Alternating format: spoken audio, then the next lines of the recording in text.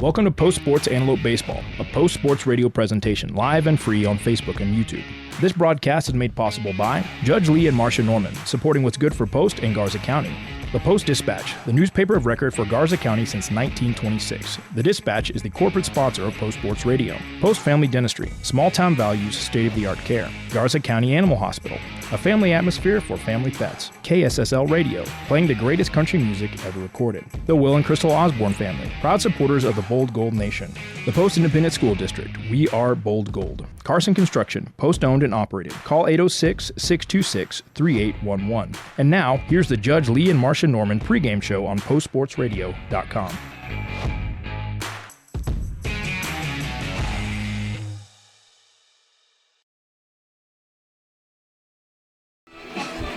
Good afternoon and welcome to Post Sports Radio's coverage of Bold Gold Baseball, brought to you by the Post-Dispatch. You are listening to the Judge Lee and Marcia Norman pregame show. Russ Morris here, keeping the books and adding commentary alongside Jim Plummer, who is handling the play-by-play for us this evening. We are coming to you from Norm Cash Field as your Bold Gold Antelopes get set to take on the Morton Indians for senior night. Video of tonight's game is live and free on YouTube, and we are coming, as previously mentioned, it is Tuesday, April 22nd, and it is game number 13 of the District 4-2A season. Post enters today's contest seeking their third district win of the season. Now, the Antelopes are looking to bounce back after being swept by the Roughnecks last week. Post is led by Israel De Leon, who is in his first season with the Bold Gold, and is assisted by Jordan Aguilar. Now, the Morton Indians come in to Norm Cash seeking back-to-back wins after splitting the season series against Smile last week. The Indians have an overall record, now per Max Preps and KLVT, shout out to you for your information, have an overall record of 6-8 with a 4-8 district record. Morton is led by first-year coach Jared Thomas, and he is assisted by Reese Wilson. Jim, you want to lead us in prayer? I will, Russ. Thank you very much. Father God, we come to you in prayer to thank you for this day. We thank you for the glorious Easter weekend we just went through and Holy Week. We ask the Lord to be with the players, the coaches, the umpires, all the participants, and all those travel tonight to the game and back. Please keep them safe and be with us in the booth. We do glorious things to glorify your name. In Jesus' name we pray. Amen. Amen. When we come back, we will get informed with the Post ISD report as you are watching Post Sports Radio on YouTube. This message is sponsored by Judge Lee and Marcia Norman. The Post Rotary Club takes pride in the community, and what a better way to show that than with the Parade of Flags program. For a $50 annual fee, we will place an American flag in your front yard or place of business on 5 holidays and pick it up afterwards. Funds from the program will support youth scholarships and programs in the Post Garza County community. Get the Parade of Flags registration form on the Post Texas Rotary Club Facebook page, or send a request for a form by email to rotaryclubofposttexas@gmail.com. Show the nation's colors and your patriotism and join the Parade of Flags, a fundraising effort of the Rotary Club of Post. This is brought to you by Judge Lee and Marcia Norman, supporting what's good for Post and Garza County. The Post-Dispatch is proud to support all of our local high school sports. They're excited to bring you all the weekly scores and highlights of your favorite teams, as well as keeping you informed about everything going on in the community. Subscribe today. You can choose to have your newspaper mailed to your home or business, or subscribe online and get the news when it's convenient for you. They're proud to serve the community and proud to serve Garza County. The Post-Dispatch, community news at the finest. It's springtime, and that means fleas and ticks are starting to target our little furry pals. Garza County Animal Hospital reminds you that although fleas and ticks are a threat to pets year-round here in West Texas, they become the most active during the warmer months. Get a jump start on your fleas and tick protection and keep your pet healthy and happy from a monthly application to a single pill taken every 3 months. Give us a call today to schedule your appointment. Garza County Animal Hospital, 495-3726. Hello, this is the Post ISD Report, and it's brought to you by Post Family Dentistry, Small Town Values, and State-of-the-Art Care. Hi, I'm Jim Plummer. PHS track and field athletes competed at the Region 1 meet at WTA&M this past Friday and Saturday. The boys team finished 4th in the region, with 2 advancing to the state track meet. Here's a video report from Russ Morris of the Post-Dispatch, and of course, announcer for Post Sports Radio.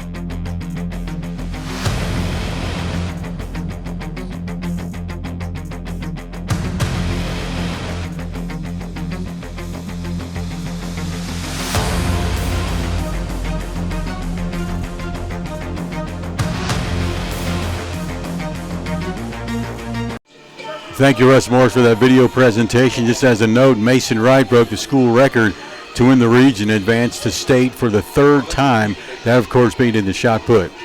It's star testing time for the elementary and middle school students, and a group of parents and community members have once again graciously offered to feed the star testers each morning.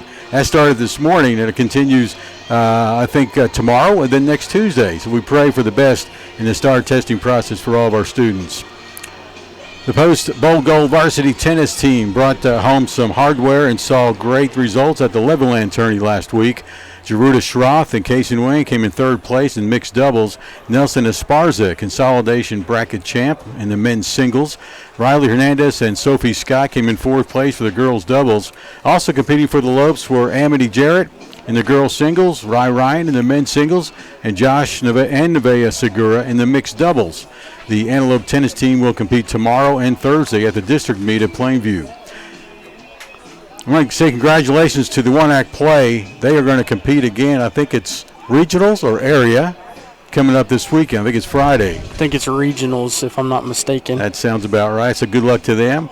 The PHS Sports Banquet, by the way, is going to be on Monday, April 28th at the Post Community Center at 6 p.m. Tickets for guests are $20 per person and can be purchased at the high school office, or you can pay them at the door the night of the banquet. This will be an extra special banquet to celebrate all the Bold Gold athletes. You can order your copy of the PHS 2025 yearbook. Details are on the district's Facebook page. And coming up this week, the Post Lady Lopes softball team are in the UIL playoffs, where they meet Abernathy on Thursday and Saturday in a best-of-3 game series from Lubbock Cooper. The games are scheduled to stream on the NFHS network, which is home of the UIL playoffs. Hey, most of this information is found on the Post ISD Facebook page, so check it out when you can. This has been the Post ISD Report, brought to you by Post Family Dentistry, small town values, state-of-the-art care. The Judge Lee and Marcia Norman pregame show will continue in just a moment on Post Sports Radio, home of the Bold Gold. My name is Sochi Anderton. I'm a dentist here at Post Family Dentistry. This clinic is a huge example of providing fancy dental care here in Post, Texas, because the residents of Post in these smaller communities, they deserve that same quality of care. We've expanded from 3 chairs now to 6 chairs at this new location. We are very proud here at Post Family Dentistry of our small town values combined with state-of-the-art care. Post ISD is filled with passionate staff, daring students, and deep-rooted traditions of champions. Our state-of-the-art facilities provide top-tier educational opportunities, including career and technical training, advanced academics, and free college courses, creating future-ready antelopes. Our 4-day instructional week allows our students to continually pursue excellence in our distinguished fine arts programs, exceptional athletic teams, and a multitude of other extracurricular activities. Post ISD, we are Bold Gold. Are you looking to do some work around the house and would like to hire a contractor who does every part of the job? Then give Carson Construction a call at 806-626-3811. Greg Carson and his crew have over 40 years of combined experience and can do new construction, remodeling, and concrete work. Plan now for your spring and summer projects and call the guys who pride themselves on their work. 806-626-3811. Carson Construction, building a lasting relationship with each customer. Call 806-626-3811. It is senior night at Norm Cash Field for the Bold Gold Antelopes, playing their second to last game of the 2025 district and regular season.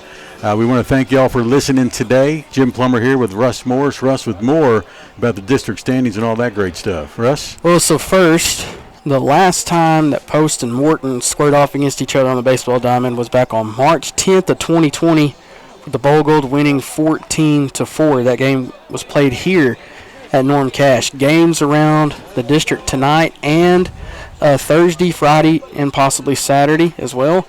Maybe because of bad weather, we don't know. But for sure today, Sundown is at Seagraves, New Home is at Smyre, and Tahoka is at Ropes. Now, the next time Post will play Morton for the final game of the year will be at Morton on Thursday, April 24th, so later this week they will play once again at Morton on Thursday. I know there's been some bad weather that has been predicted to come in later this week, if not tomorrow or later this weekend.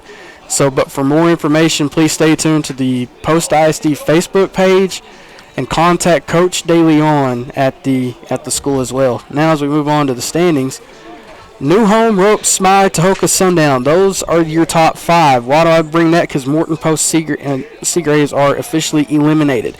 New Home and Ropes are locked in with an 11-1 district record. Smyre and Tahoka are tied for that third playoff spot, each with a 7-5 record. And Sundown is has a 5-5 district record. Now, if the standings do not change after the season is over, New Home and Tahoka will be in the 2A Division I bracket. Ropes and Smyre will be in the 2A Division II bracket. If Sundown weasels their way into the top four in the standings, Sundown and New Home will be in 2A Division I, and either Ropes and Tahoka or Ropes and Smyre will be in 2A Division II, Jim. Thank you, Russ. We'll take a quick break. Come back for the first pitch in just a moment on Post Sports Radio, home of the Bold Gold. It's senior night. The Antelopes are on the field warming up. My name is Sochi Anderton. I'm a dentist here at Post Family Dentistry. This clinic is a huge example of providing fancy dental care here in Post, Texas, because the residents of Post in these smaller communities, they deserve that same quality of care. We've expanded from 3 chairs now to 6 chairs at this new location. We are very proud here at Post Family Dentistry of our small town values combined with state-of-the-art care. It's springtime. Oh, sorry to break up that commercial break for you. We are live from Norm Cash Field. We're going to start this game about 7 minutes early, so we're going to follow it with you here on Post Sports Radio. Antelopes on the field with senior night. On the mound is Cam Menchaca. Cameron, we know him as well. Luca Perez behind the plate. First batter, Christian Rodriguez. Bats right. Where's number 9 playing right field tonight for Morton? First pitch of him high for a ball. 1-0 the count.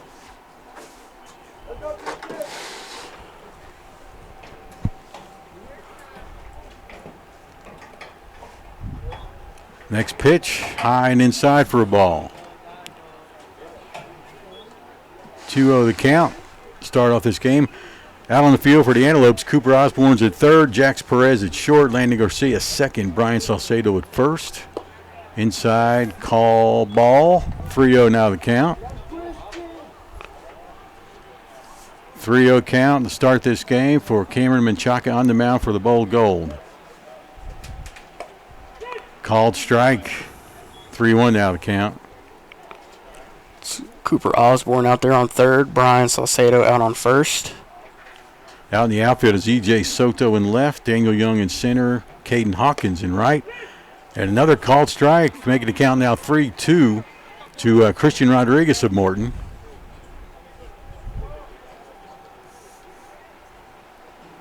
Next pitch. Looks good. Ooh, same old pitch. Ooh. This one's called ball. A little bit high, maybe.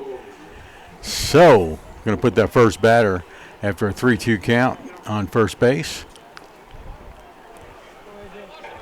Okay, now this is the starting pitcher for the Morton Indians. This is going to be number 7, A.J. Mendoza, followed by their shortstop, Lane Lyon, and then Cade Lyon, their catcher, is on deck. Will be in the hole. All right, so Mendoza bats right, number 7. Throw to first. Try to get Rodriguez not in time. So notice a senior night. Got 4 seniors starting for the Antelopes, all batting in the bottom of the order. And all are playing. That's Cooper Osborne out on third, Brian Salcedo at first, Caden Hawkins in right field, and E.J. Soto in left. I'm sorry, go ahead. Jax Perez will be out at shortstop, Daniel Young at center field. Daniel Carroll is batting for Jax Perez. He's the designated hitter. Landon Garcia will be at second base. Just had the runner advance on a balk, but Coach De Leon for Post is going to check it out with the infield ump. And now the home plate ump is going to join him out there between pitcher's mound and third base.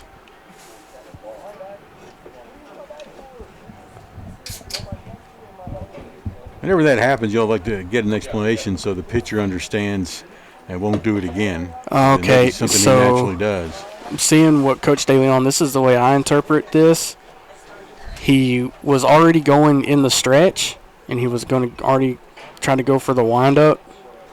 So you're told now in the rules, and you see this at the high school level as well, especially in collegiate, you have to continue your motion and continue going from the stretch rather than try to pick the runner off, and they're going to call that a balk. Okay, so now the runner's at second base. That's Christian Rodriguez. At the plate, A.J. Mendoza.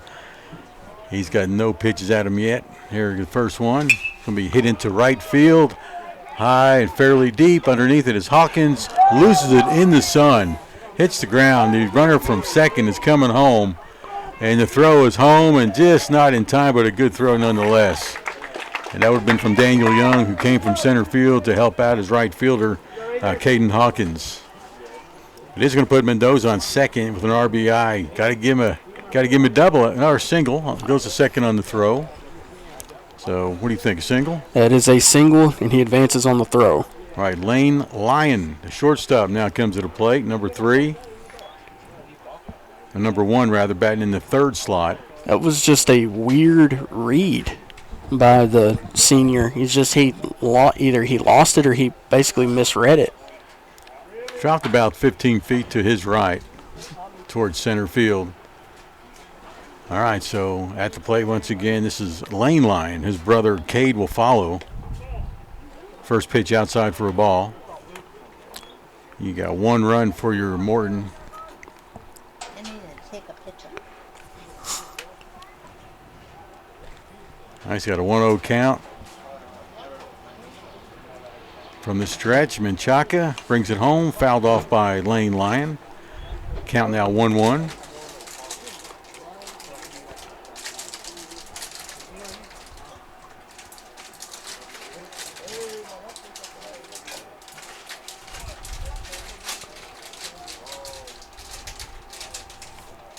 Next pitch, high and outside. Woo! Just barely outside. 2 balls, 1 strike with no outs and a runner at second. Beautiful green field here at Norm Cash Field and Post. Foul tip. Evens the count 2-2. Lane Lyon will be followed by Cade Lyon and possibly Luis Llanes rather.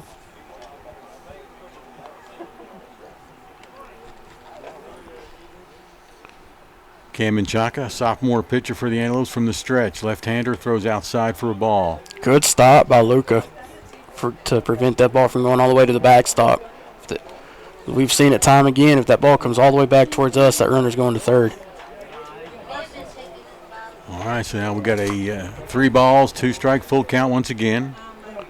Next pitch, pop fly, foul right back at us. Russ, can you catch it? Oh, just in front of you. It's protected by the net.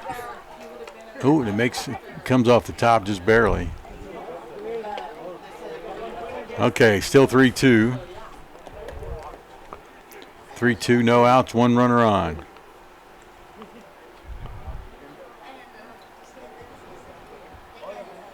Menchaca on the mound. Luca Perez is behind the plate.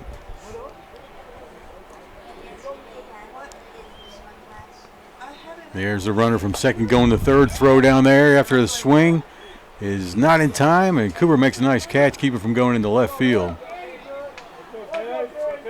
That's Mendoza going to third, striking out at the plate lane line for the first out of the inning. Brings up his brother Cade. It's the 17th strikeout on the year for Cameron Menchaca per the numbers I have on him.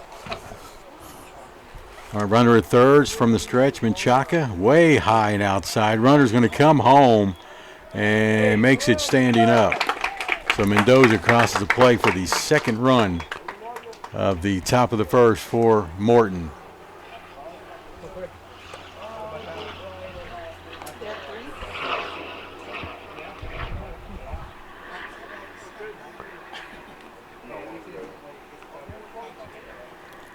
Russ, take over for a second. So it was a pitch from Menchaca. It's fouled back our way for.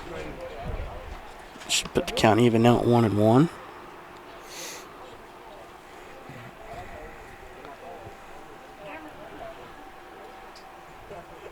Here comes the 1-1 from Menchaca. That is fouled off for strike number 2.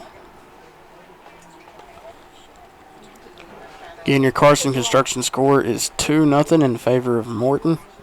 We're still in the top of the first, and there is 1 out, no runners on.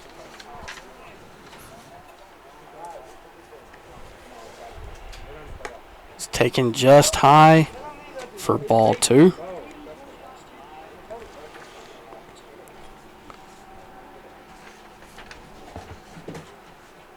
Comes the 2-2 from Cam.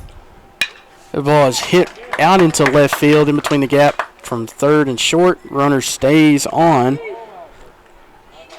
first. So now coming up is going to be the third baseman, number 8, Luis Yanez. Thank you, Russ. Linus bats right. Where's number 8, like Russ said? Third baseman for the Morton Indians. So far, Jim, they've made all of their base hits. So they've made solid contact with the bat, as that ball was hit on a rocket in between the gap from third and shortstop into left field. Cade Lyon at first, or on first. Throw over there to get him. A little bit high. Nice move by Menchaca, though. A little bit earlier, he got called for a balk on his first attempt throwing to first. Looks like he's got that situation rectified. This is Luis Yanez, followed by E.J. Rivas up next. There's 1 out in the inning. Runner at first. 2-0 lead by Morton. Throw to first. Ooh. Safe.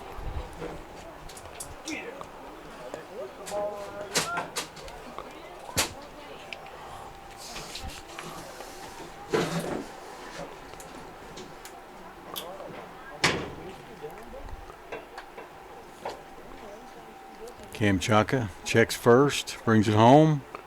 Ground ball foul, third base side. In the post dugout pretty much. So that is an 0-1 is the count now.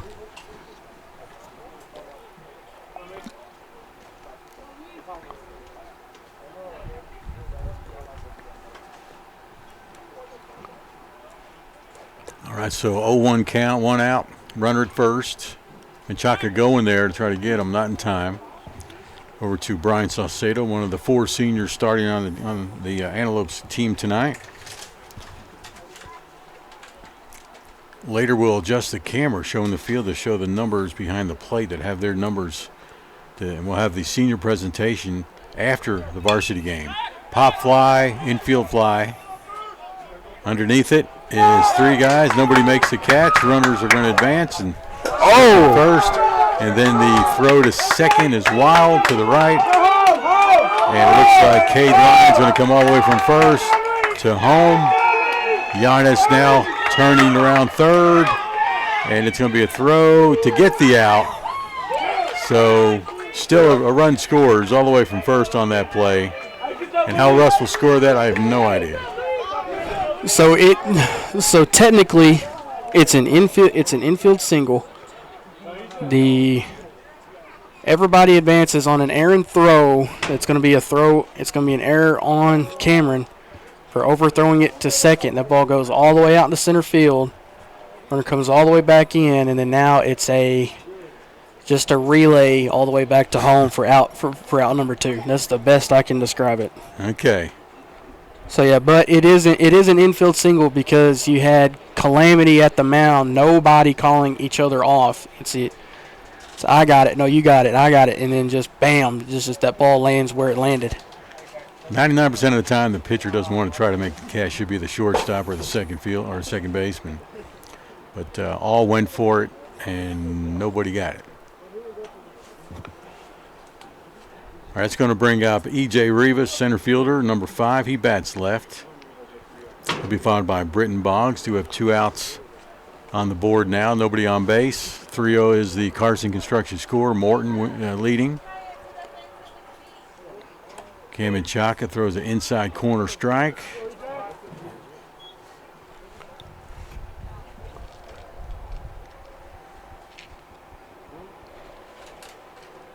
Pitch number 2. Strike 2. 0-2 now the count.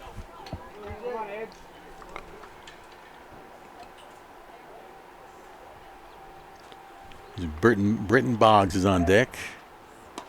Called strike down the inside corner. 3rd strike. 3rd out of the inning. And that retires the side as we'll take a break here. Morton puts up 3 in the top of the 1st. Carson Construction score 3-0. Back in a moment. Springtime, and that means fleas and ticks are starting to target our little furry pals. Garza County Animal Hospital reminds you that although fleas and ticks are a threat to pets year-round here in West Texas, they become the most active during the warmer months. Get a jump start on your fleas and tick protection and keep your pet healthy and happy from a monthly application to a single pill taken every 3 months. Give us a call today to schedule your appointment. Garza County Animal Hospital, 495-3726. Hey, we're streaming live from Norm Cash Field. It's senior night for the Bold Gold Antelopes taking on the Morton Indians. Morton strikes hard in the 1st inning. What happened, Russ? Morton was able to get 3 runs on 3 hits. Now, all of their hits were singles, but the Bold Gold committed 3 errors. The Indians left nobody on base. Your Carson Construction score is 3-0 as we head to the bottom of the 1st. As on deck for your batting lineup for the Bold Gold is going to be number 5, Luca Perez at catcher, followed by the pitcher, number 11, Cameron Menchaca, and Landon Garcia at second base, 1, 2, and 3. All right, for the Indians on the field, A.J. Mendoza is on the mound. Cade Lyon behind the plate. Luis Yanis is at 3rd base. Lane Lyon is at short. Caden Alvarado, number 4, is at 2nd. Britton Boggs at 1st. Out in left field is Lionel Hernandez, E.J. Rivas in center, and Christian Rodriguez is out in right field. So can Post strike and get a run to stay in contention in this game? Got to just get 1 this inning would be nice.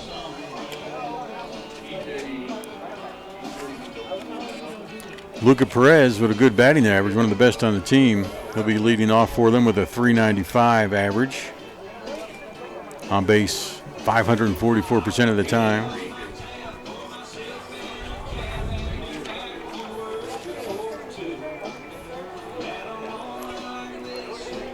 So, yeah, just as Jim mentioned, Luke Perez with a batting average .395, on-base percentage of .544, and an on-base plus slugging percentage of 1.055 on the year. Some solid batting at 1, 2, and 3. Cameron Menchaca with a batting average of .370 with an on-base percentage of .452, and Landon Garcia with a .308 batting average and on-base percentage of .617, which of the guys that have consistently played throughout the season, that is the highest average of all of the majority starters.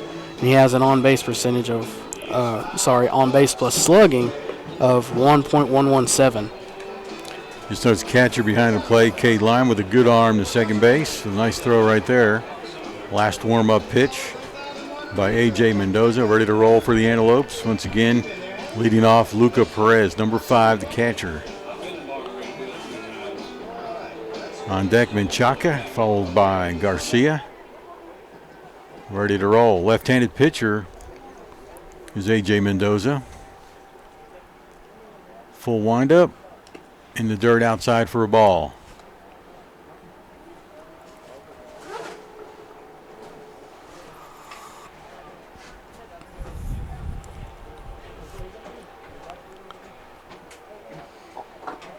The 1-0 now makes it 2-0.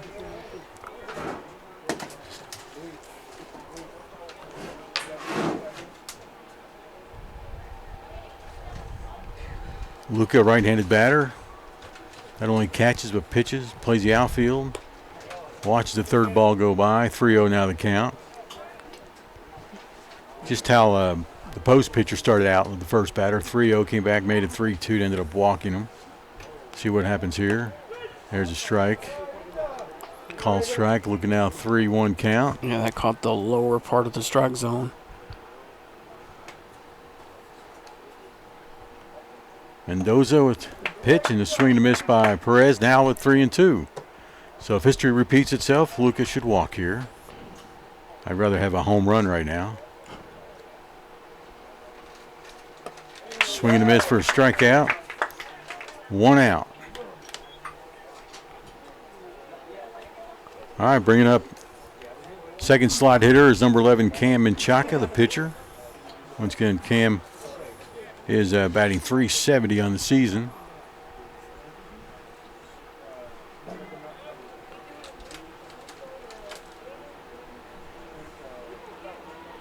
Mendoza with the first pitch.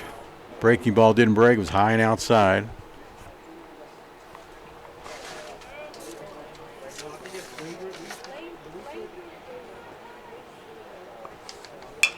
Ground ball to third base. The scoop is not there. So with an error, puts Menchaca on first. Get the Antelopes going with 1 out. All right, brings up third slot hitter Landon Garcia, number 7, the second baseman today. On deck, Daniel Carroll, the DH.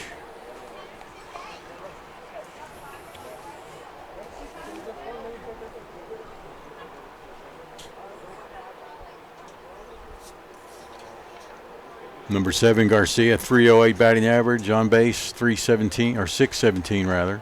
Throw to first, not in time to get the runner.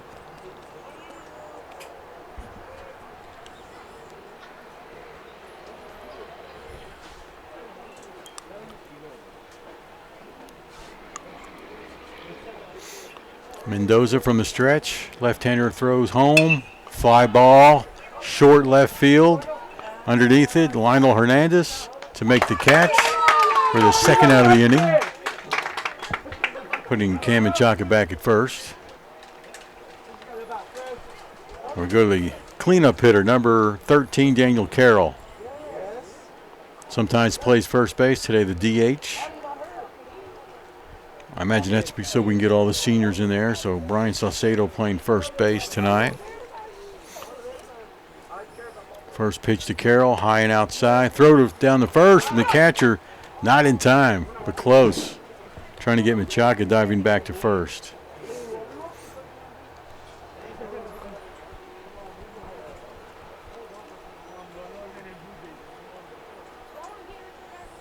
Next pitch outside, runner is going to second.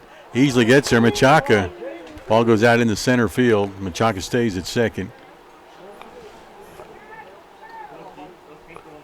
All right, so now runner in scoring position. Post down by 3, bottom of the first. Carson Construction scores 3-0. Post now threatens to score with a runner at second. 2 outs on the board, 2-0 count. Called strike, 2-1 now.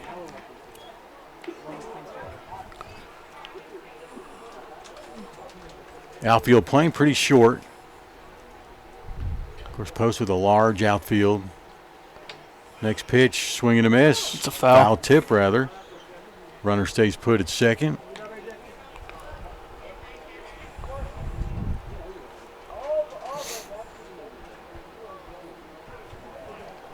Okay, 2 balls, 2 strikes to Carroll with 2 outs and a runner at second. Ground ball, foul down the third baseline.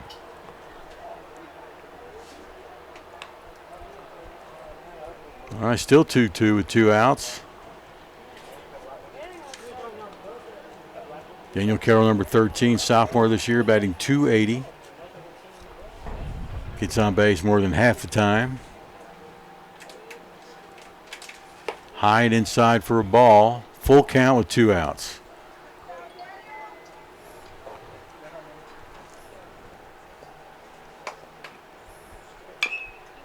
Ground ball. It was going to be a foul down third base side. Actually, not even close. Back to the on-deck batter, which is Daniel Young.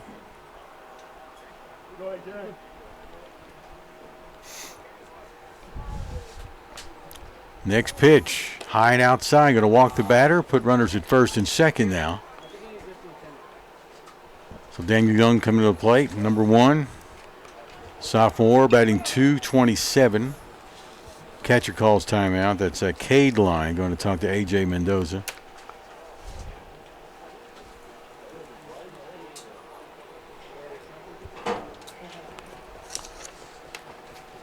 First-year coach Israel De Leon for the Antelopes down the third base side. Down the first base side, you got Jordan Aguilar, the assistant baseball coach. First pitch from Mendoza, fouled off by Young. 0-1 with 2 outs. Runners at first and second.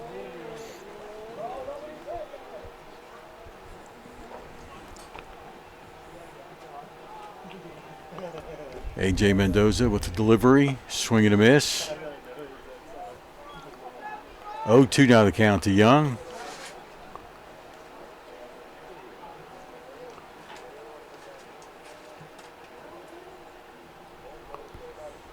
Here's the pitch. Outside curveball. That was a great take.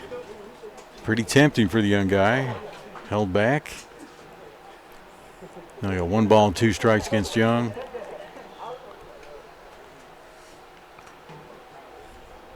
Another outside. Just missed the strike zone. But a good look by the young man. 2-2 with 2 outs.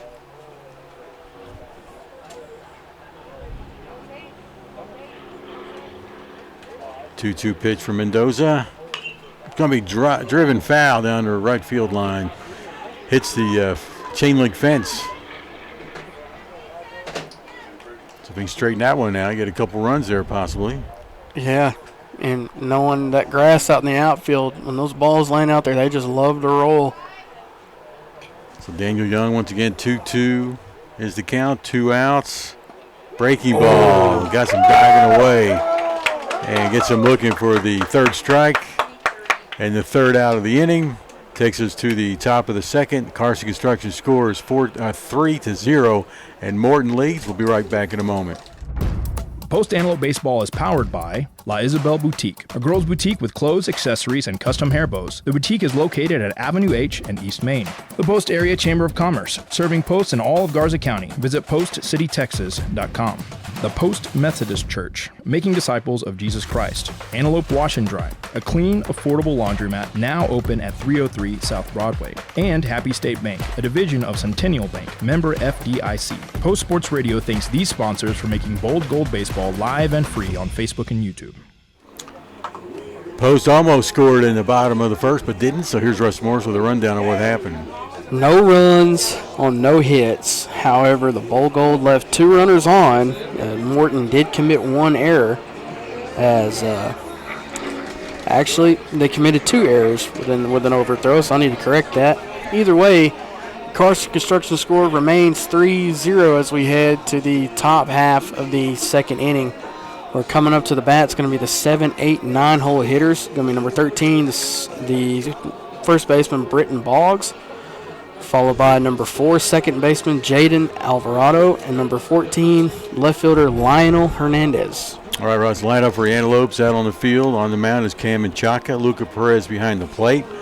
Senior Cooper Osborne at third. Freshman Jax Perez at short. Landon Garcia and senior Brian Saucedo finishes out the infield at first. Out in the outfield, you got senior E.J. Soto in left, Daniel Young in center, and Caden Hawkins out in right. He is senior as well. Rough had a rough go there in the top of the first, hoping to regroup and get that defense all together. Once again, left-handed batter at the plate now is Britton Boggs, number 13, playing first base for the Indians. First pitch to him, ball 1. It's a good check swing. 1-0 the count.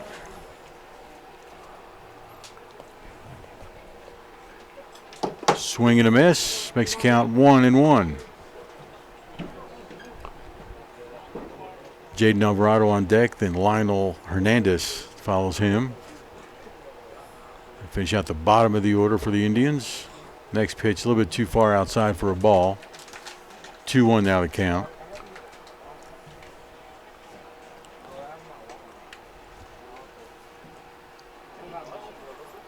Menchaca with the pitch. Off-speed pitch catches the swinging batter with another strike. 2-2 down the count.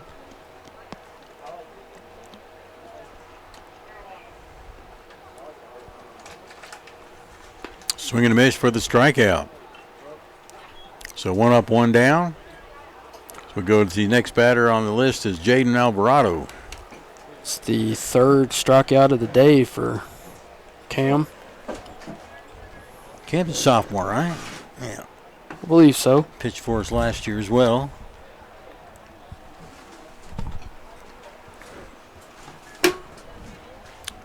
Right-handed batter is Jaden Alvarado. High and outside for a ball on the first pitch, 1-0.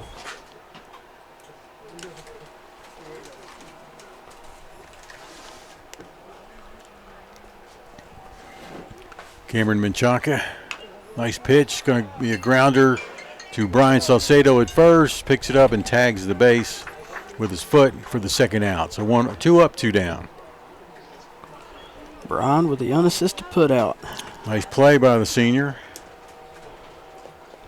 Brings up Lionel Hernandez, the left fielder, and then Christian Enriquez is on deck. AJ Mendoza in the hole.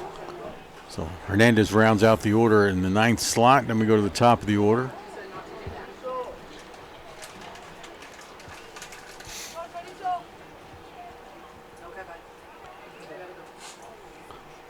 All right, so here's the first pitch after some cleaning up. Swing and a miss by number 14.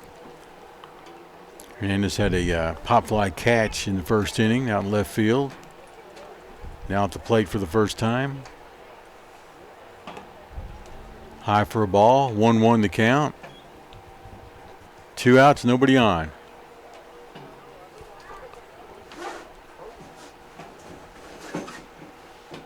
Swing and a miss. 1 ball and 2 strikes.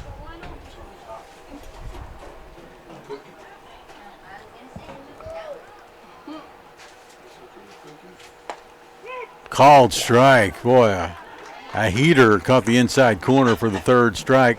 So 3 up, 3 down. Antelope's coming to the plate in the bottom of the 2nd in just a moment here on Post Sports Radio. Carson Construction scores Morton 3, Post 0. Post Dispatch is proud to support all of our local high school sports. They're excited to bring you all the weekly scores and highlights of your favorite teams, as well as keeping you informed about everything going on in the community. Subscribe today. You can choose to have your newspaper mailed to your home or business, or subscribe online and get the news when it's convenient for you. They're proud to serve the community and proud to serve Garza County. The Post Dispatch, community news at the finest. All right, live from Norm Cash Field on Post Sports Radio's YouTube page. Here's Russ Morris with some really good news. No runs, no hits, no errors, no runners left on base as the Bold Gold hold the Indians scoreless. So we head to the bottom of the 2nd inning. Carson Construction score remains 3-0 as we now move to the 6, 7, and 8 hole hitters. Coming up is going to be number 20, third baseman Cooper Osborne. Followed by number 26, first baseman Brian Salcedo. Number 8, Caden Hawkins. And E.J. Soto, I'll throw him in there. Why? Because all of these are your seniors. All right, so Cooper Osborne batting first this inning, averaging .455 at the plate and an on-base percentage of .556. So things looking good for the senior. Need his help right now to change that 3-0 score.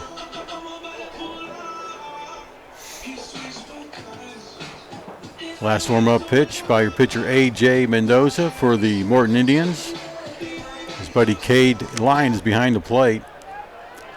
Luis Yanes at third, Lane Lyon at short, Jaden Alvarado at second, and Britton Boggs at first. Lionel Hernandez is out in left, E.J. Rivas in center, and Christian Rodriguez in right field for the Morton Indians.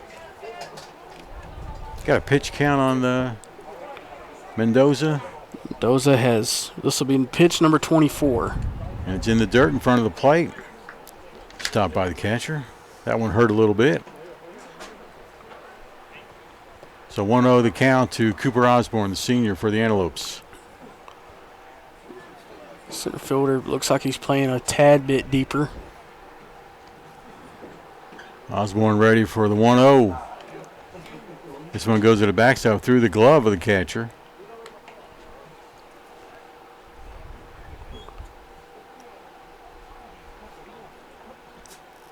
(2-0).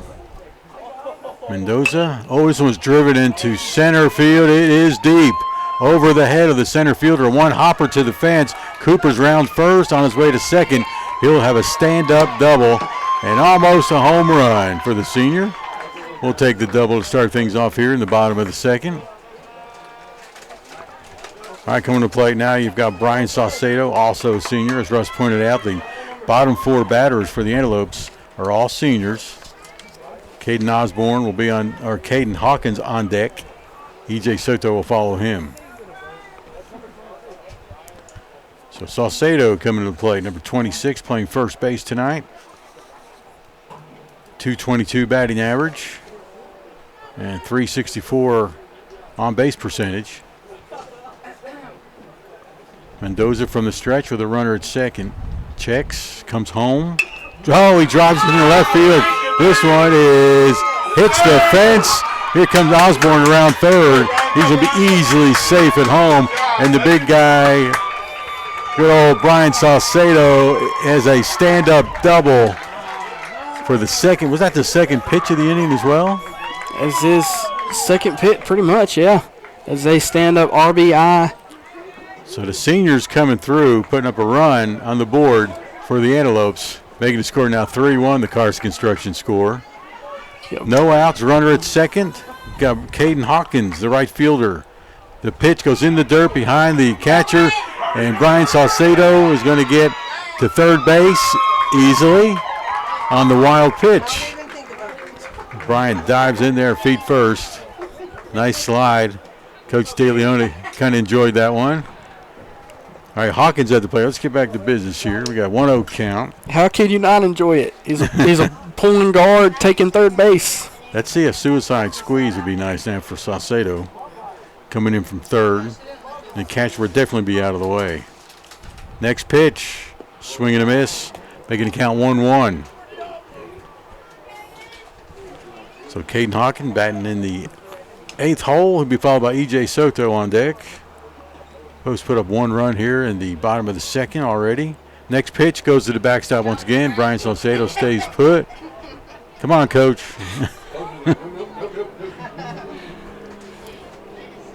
Hey, Brian's going to get across home plate. I'm just feeling it.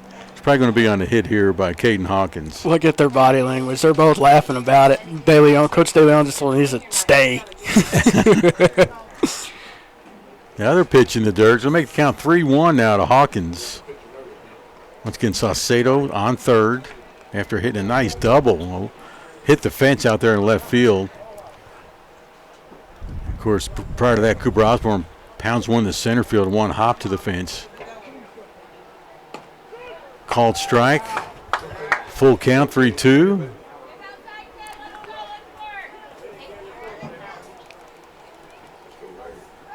A.J. Mendoza on the mound for the Indians. Stretch position, throws outside for a ball, walks the batter. Ball goes close to the backstop, but Saucedo stays put at third. Runners at the corners now, first and third. E.J. Soto coming to the plate now, the left fielder, also a senior, to round out the order. Then we go to the top of the order with Luca Perez now on deck, followed by Cam Menchaca, then Landon Garcia. Hope to see them all. No outs, bottom of the second. First pitch, called strike to Soto. You got Luis Yanes at third, Lane Lyon at short, Jaden Alvarado's at second. On the mound, A.J. Mendoza with the pitch. Runner Hawkins going to take second, throws it down there in time, standing up, gets a stolen base, and Brian Saucedo stays at third. So runners now at second and third in scoring position. If those two guys can get across the plate, we got a tie game here. Right now we got a 0-2 count to E.J. Soto. Swing and a miss for the strikeout. So one out now in the bottom of the second. go to the top of the order with Luca Perez. I was very surprised that EJ didn't show bunt on any of those because he has wheels himself. I mean, he did run the 110 hurdle, so he is pretty fast. Next pitch. Gets away from the catcher for a ball. And Brian Salcedo said, I'm not going to overexert myself. Right? Well, Coach De Leon also told him to stay. And he's a good student. Once again, Brian Salcedo on third. Caden Hawkins on second. At the plate now, Luca Perez. Ground ball to third. Salcedo is going to come home. Throw to first for the out. Throw home not in time. Salcedo scores. So you give him a sacrifice infield hit for Luca Perez. And makes that score now 3-2. Morton still up by 1.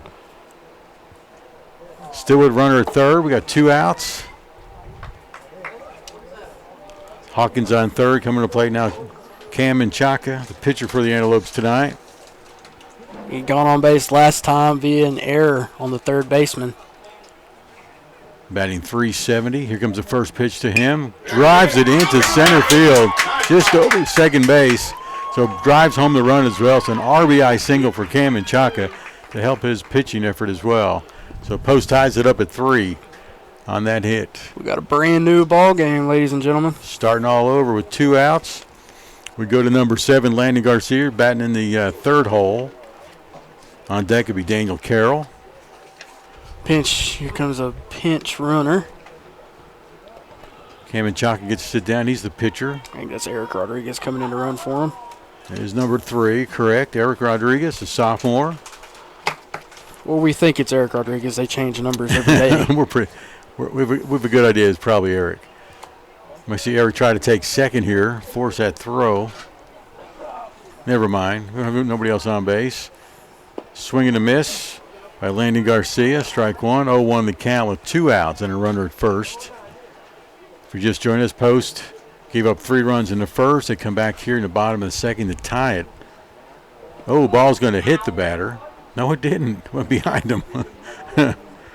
Landon Garcia just moved a little bit and the ball went behind him, so that's going to be another ball.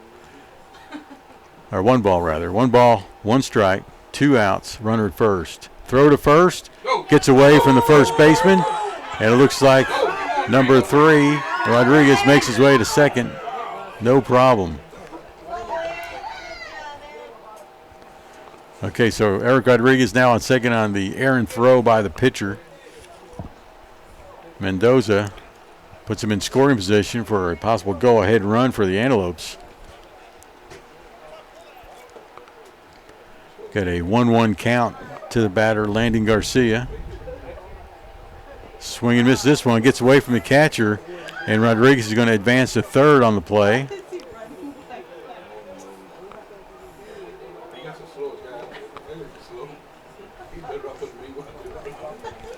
So we just got information that Eric Rodriguez is not a fast runner, but he's out there doing his best.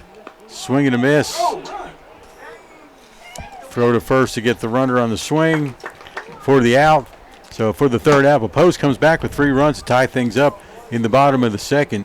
Carson Construction score 3-3. We'll be back here in just a moment here on Post Sports Radio, home of Bold Gold Antelope Baseball. It's springtime, and that means fleas and ticks are starting to target our little furry pals. Garza County Animal Hospital reminds you that although fleas and ticks are a threat to pets year-round here in West Texas, they become the most active during the warmer months. Get a jump start on your fleas and tick protection and keep your pet healthy and happy from a monthly application to a single pill taken every 3 months. Give us a call today to schedule your appointment. Garza County Animal Hospital, 495-3726. All right, Bold Gold Antelopes come back with 3 runs to tie things up in the bottom of the second. Russ Morris with the details.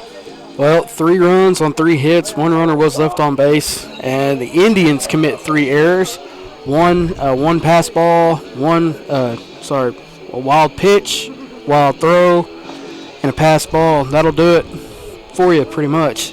Because now we are tied heading into the top of the third. Your Carson Construction score is 3-3. And sorry for the people watching on YouTube. There's internet troubles going on. Just power through it with us. Just keep refreshing your stream, and we'll go right along as we can. It's funny how that just started. We've been really good up until now for over 50 minutes now. And I guess I better check down here. Yeah, we're still connected.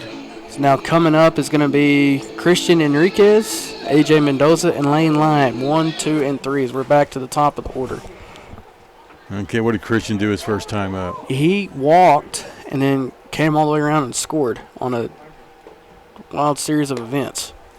Came in Chaka with almost a wild pitch on the first one to Rodriguez, so 1-0 to the count.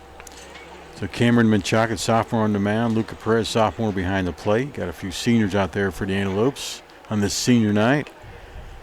Next pitch gets away from Perez, goes to the backstop. 2-0 now the count. Like Osborne's at third, that's Cooper. You got Brian Salcedo at first, TJ Soto in left, and Caden Hawkins out in right field. Those are your 4 seniors starting for the Antelopes today. All right, so a 2-0 count to Christian Rodriguez. Menchaca with the throw. Oh, that was a good location, too. Surprised he didn't pull the trigger. Yeah, maybe a little high. 3-0 now the count.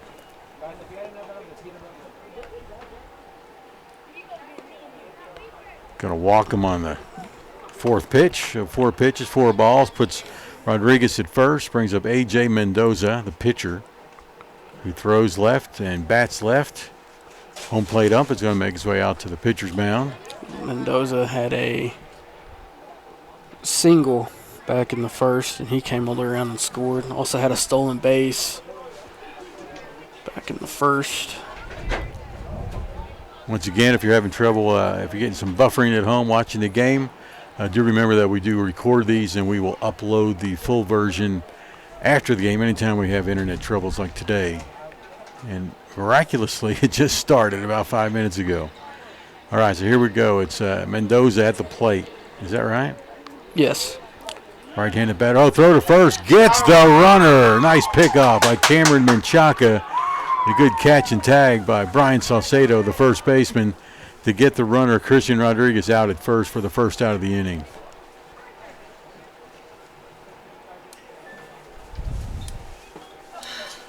All right, so we got a 0-0 count to A.J. Mendoza. High and outside for a ball. Maybe. Was it a ball? Yeah. That's why I'm saying maybe. He's been inconsistent at that particular location. This one's just plain old high down the pipe. So 2-0 the count.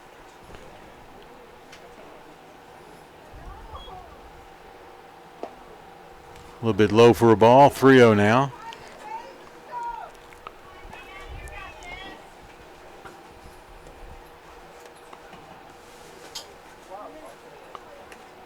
Outside, gets away from the catcher. He's going to walk the batter, put him at first as he checks behind him to see if he can possibly make a run to second, but everything's under control for the Antelopes.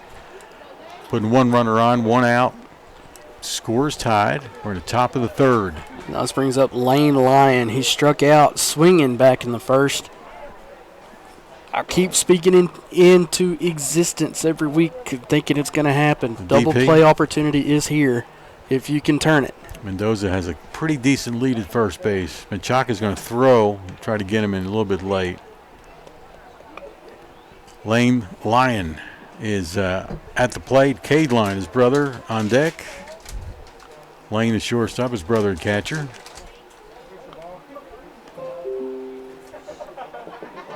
Cam Menchaca brings it home in the dirt for a ball. So 1 ball, no strikes, 1 out with a runner at first.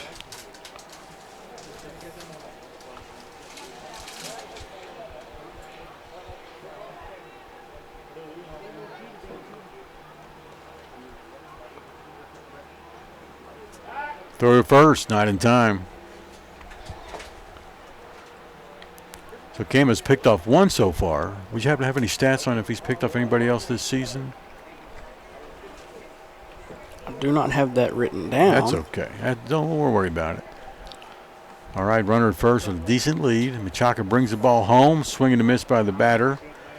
Makes it 1 ball, 1 strike with 1 out. Of course, runner at first.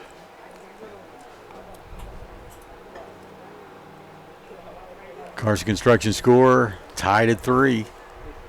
Top of the third. There's the next pitch. Close to the corner, a little bit too far outside. So 2-1 now the count.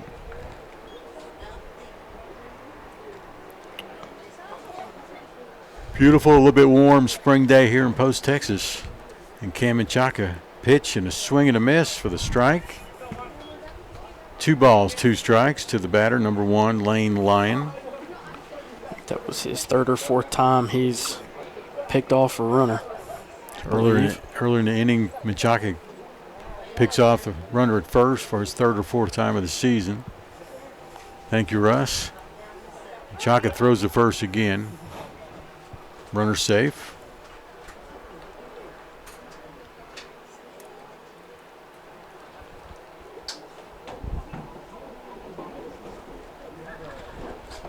All right, we got a 2-2 count with 1 out.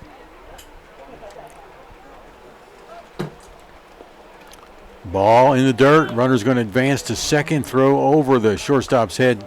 Nice backup by the second baseman, Landon Garcia, and keep that ball from going into center field. So full count, 3-2, 1 out. Runner at second now. That's the go-ahead run for the Morton Indians.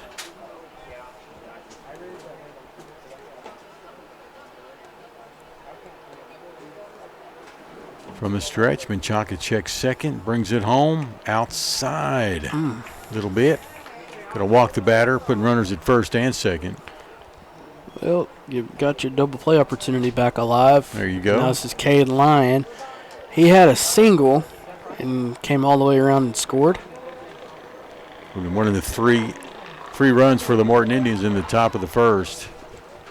Went to 1, 2, 3 in the second now, with runners at first and second with 1 out. First pitch can be fouled to the third base side. That's Cade Lyon at the plate. Luis Yanez is on deck, followed by E.J. Rivas.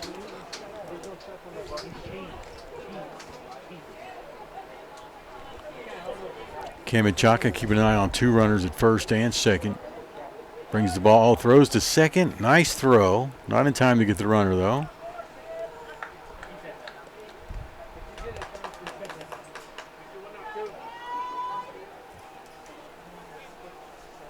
All right, first and second with runners there. Menchaca brings the ball home. A little outside for a ball. So 1 ball, 1 strike, 1 out. 2 runners on at first and second.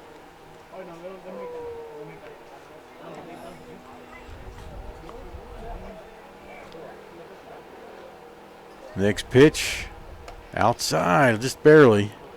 Nice pitch by Menchaca. Trying to get that batter to go for it. It's Cade Lyon, the catcher at the plate. 1-1 count. Going to be a balk called. Second balk called on Cameron Menchaca in this game. Advances the runners to third and second. Puts Mendoza on third, Lane Lloyd on second, Cade Lloyd still at the plate.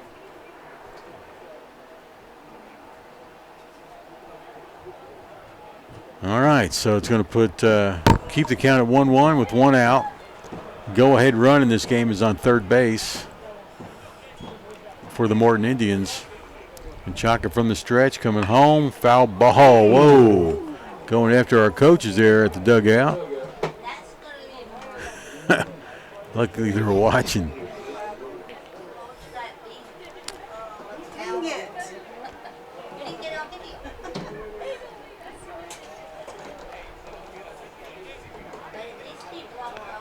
We are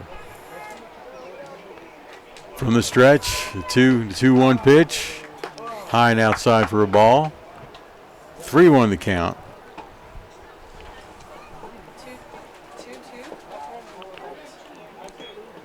He's got 2-2.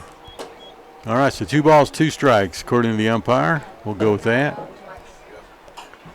Ground ball, a fly line drive gets the DP. There's the double play you're looking for. Always happens on a line drive with runners on base.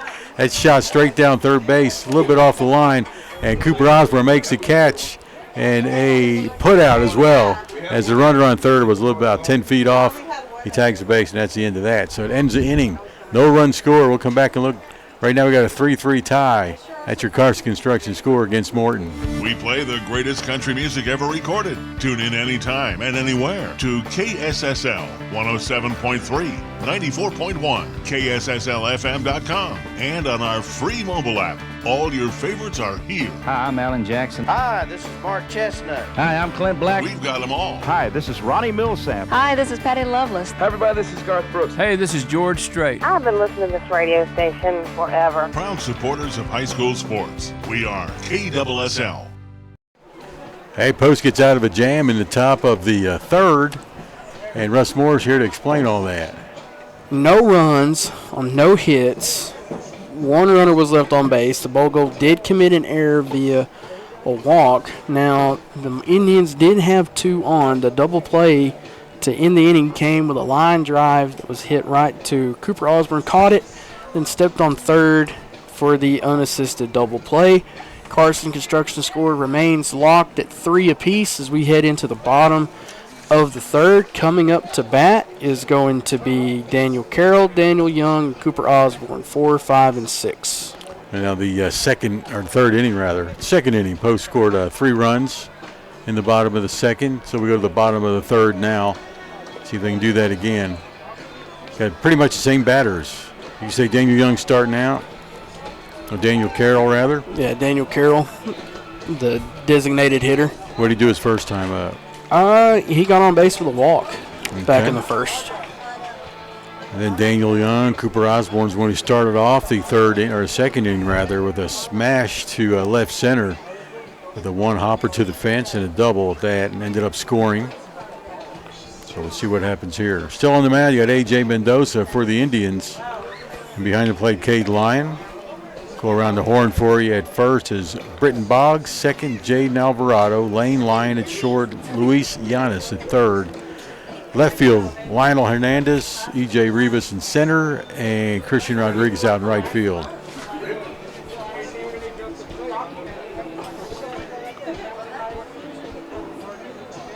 Mendoza so far has 43 pitches.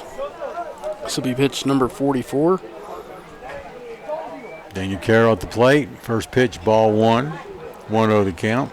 Daniel batting .280 on the season. On-base percentage more than half the time at .571.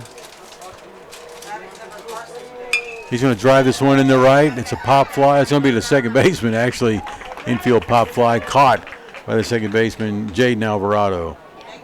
So 1 up, 1 down for the Antelopes here in the bottom of the third. Brings up Daniel Young, the center fielder for the Antelopes.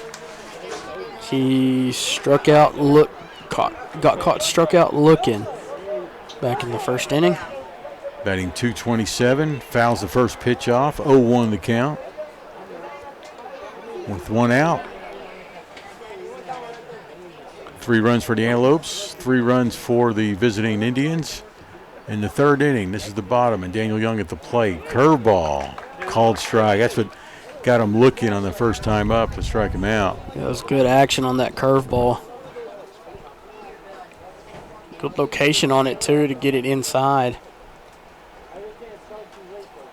Mendoza with the pitch. Another curveball. This one's hit to the first baseman. Grounder easily caught by the first baseman, Boggs, for the putout, unassisted. So 2 up, 2 down for the Antelopes, bringing up Cooper Osborne, who started out once again that second inning with a double. Ended up scoring the first run for the Antelopes. The senior batting .455. Curveball, called strike. 0-1 the count.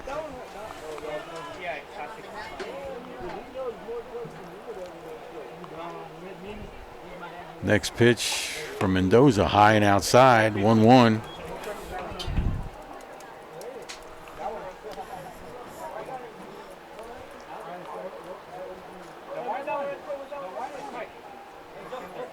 All right, next pitch is going to be driven into left field. So Cooper now 2 for 2 on the day. A double and now a single. Trying to start a 2-out rally for the Antelopes. Brings up Brian Salcedo, also a senior, the first baseman tonight for the Bold Gold. Brian had a lot of fun in the bottom of the second. See if he can do the same here in the third. Well, if he does what he did back in the second, which is a double, he'll drive Cooper Osborne home. He's the go-ahead runner. Cooper at first, Salcedo at the plate. Pitch for Mendoza is going to be high and outside. Caden Hawkins on deck, followed by E.J. Soto. He's getting 4 seniors in a row on senior day. Outside pitch for a ball.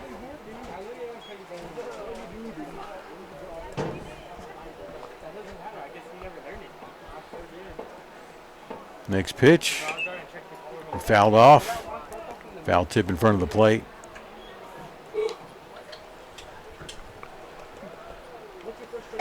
So 2 balls, 1 strike to Brian Salcedo. Saw him a lot of times this year at third base, now playing first tonight. Batting .222. Ready for the next pitch. Swing and a miss. Gonna make it 2 balls and 2 strikes with 2 outs. I don't think Brian will see that pitch that he hit the fence in left field with in the second inning. We'll see what happens. Here's the pitch. It's going to be a pop fly foul out of play behind the backstop. I don't know what happened there. Somebody tried to catch it. Yeah, it landed up here in the stands, I think. 3-3 is the score. We're in the bottom of the third. Post has 1 on at first. 2 balls, 2 strikes with 2 outs to Brian Salcedo. Ground ball is going to go past second base. Hopefully it does get into center field. Cooper's on his way to third. Throw is going to be a little bit late over the head of the third baseman. Backed up by the pitcher, but Brian Salcedo advances the runner all the way to third base on his single. It's a 2-out rally for the Antelopes. Go-ahead run at third. That's Cooper Osborne at first. Brian Salcedo at the plate is number 4 for the Antelopes, the right fielder Caden Hawkins.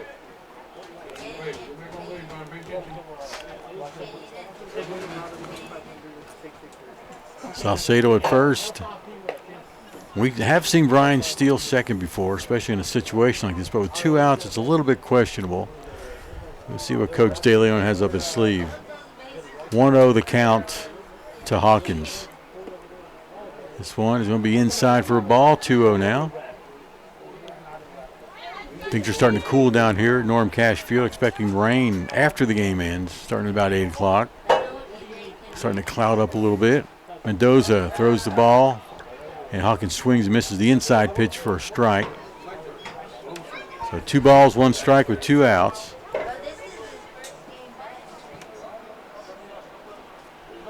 Next pitch is going to be outside for a ball. So 3 balls, 1 strike. 2 outs, runners at first and second. Go-ahead run on third. I'll say first and third, rather. Go-ahead run on third. That's Cooper Osborne. Foul tip is going to keep Hawkins alive. Still full count. Our signal's buffering. They'll just keep refreshing. We'll upload the full game after this game. Next pitch. High. Oh, we got Cooper Osborne. Thought it was going to be a 2-out. I think he's going to be. I'm thinking he was safe at third, but he is tagged out for the 3rd out of the inning.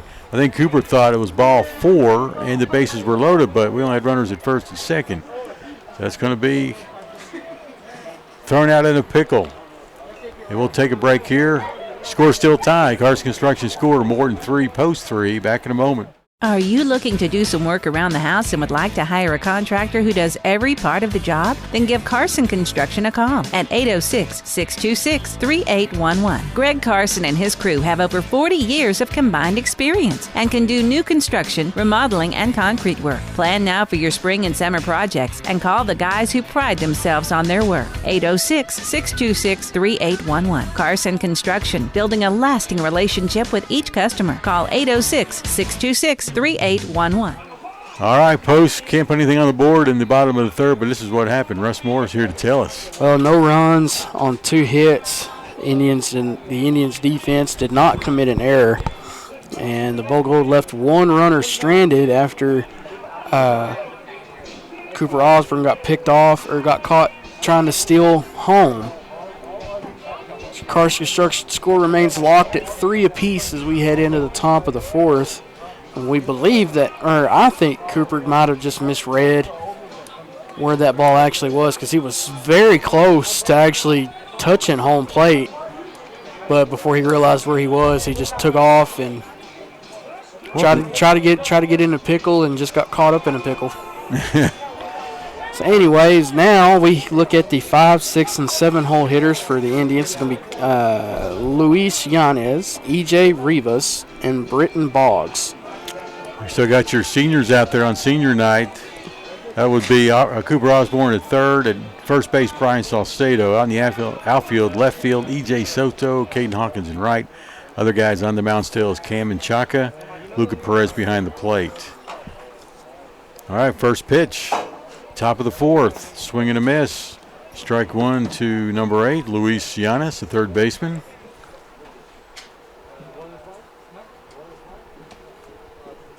0-1 the count. Next pitch, popped, foul, right at us. Hits the net. Out of play.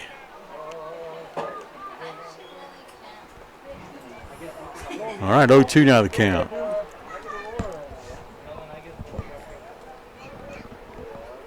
I wish our best to the Lady Lobes will be in the bi-district playoffs. That'll be a game on Thursday and a possible 2 games on Saturday. All 3 at Lubbock Cooper's softball field, just south of Lubbock. Good luck, ladies. 0-2 the count. High and outside for a ball to Yanez. 1 ball, 2 strikes. E.J. Rivas on deck, followed by Britton Boggs. Yanez is going to reach to pop this one in the infield, and Brian Salcedo goes for it and can't get to it. One of those short fly balls, just nobody had enough time to reach it. Nonetheless, a runner at first, Yanez, will be safe. So an infield base hit. E.J. Rivas comes to the plate now, the center fielder. Left-handed batter, number 5.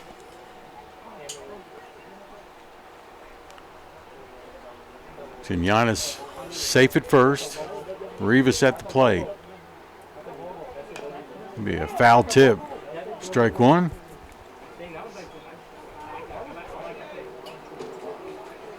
Oh, 0-1 the count with the runner at first and no outs.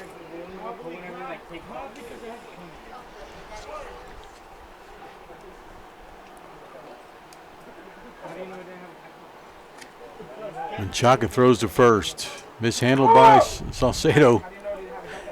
First base coach helped out Salcedo by stopping the ball from rolling any further than it did. We'll take that kind of help anytime. Antelope's looking for their 3rd district win of the season. Well, it looks like Morton looking for their 4th. 5th, rather. Thanks, Russ. They got a 4-6 record.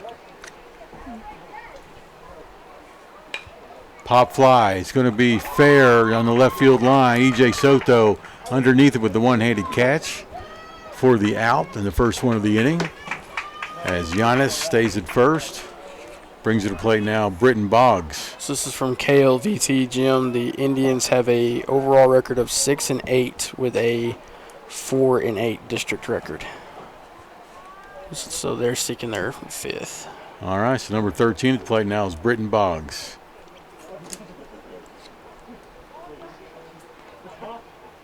From the stretch, Menchaca with the breaking ball, catching the inside corner. No, not quite. Something like that one. Called ball. 1-0 the count with 1 out. Jaden Alvarado's on deck. Boggs at the plate. 1-0 pitch. Whew, a little close. Still a ball. 2-0 now. Go-ahead run for the Indians is at first. The Carson Construction score tied at 3. Next pitch, a little bit outside for a ball.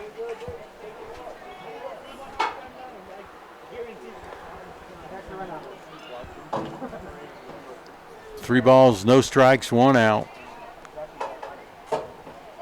Runner at first. Pitch fouled off for a ball. First strike against Boggs, 3-1 now the count.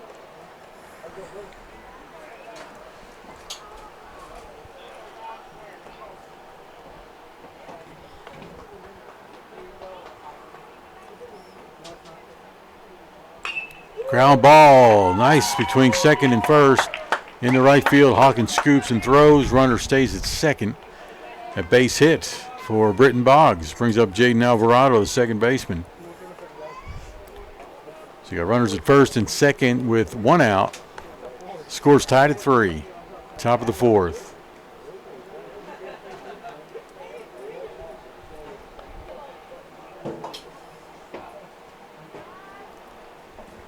Chaka was able to get himself out of a jam earlier. Let's see if he can do it again. Jaden Alvarado comes to the plate. Number 4, second baseman, with runners at first and second. High and outside. What did Alvarado do his first time? He grounded out to Brian, was the second out in the second inning with the unassisted put out. Lionel Hernandez on deck. Next pitch to Alvarado outside for a ball. 2-0 the count.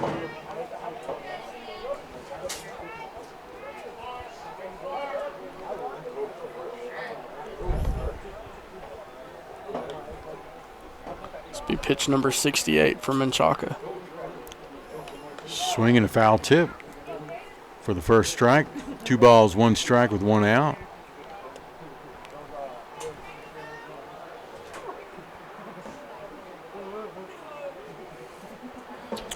Looks like on deck we'll have a pinch hitter. Number 3, that'd be Braden Villarreal. Or is that 13? We'll see. Number 3. Swing and a miss. Making it count 2 balls, 2 strikes.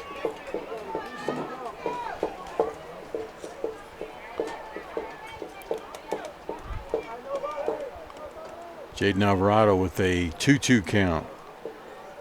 Menchaca brings the pitch home. It's going to be a foul tip. Runners were on the move, so it was a hit and run play. Count remains at 2-2. Runners go back to first and second. It's Britton Boggs on first. E.J. Rivas. No, it's going to be Braden Alvarado at the plate. That would be Britton Boggs at first. Giannis at second. Foul ball down the third base dugout, post dugout. Got the Chicken Express truck cruising by. Makes me a little bit hungry. Had some good tenders there the other day. All right, from the stretch, Menchaca. 2-2 count, 1 out. Throw to second. Not in time. Nice play by the second baseman, Landon Garcia, to keep the ball from going in the center.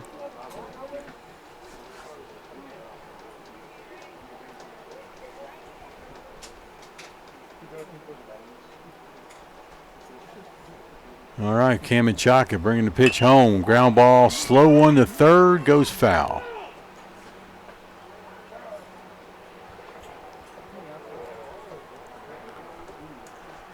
Still 2-2 with 1 out. Runners at first and second.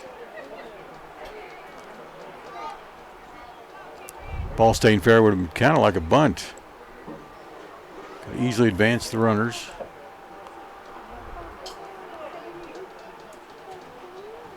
Menchaca with the 2-2. Outside now, full count throw down to third. The runner's going to get in a pickle, and he's tagged out quickly by Cooper Osborne. There's one out. The runner from first going to second. Slides in safely at second. Nice play by the Antelopes, though, to try to get a double play quickly. Does get us a second out. Nobody scores, of course. Score still 3-3. All right, so number 4 at the plate. Jaden Alvarado still. He's got a 3-2 count. Full count. 2 outs. Runner at second now.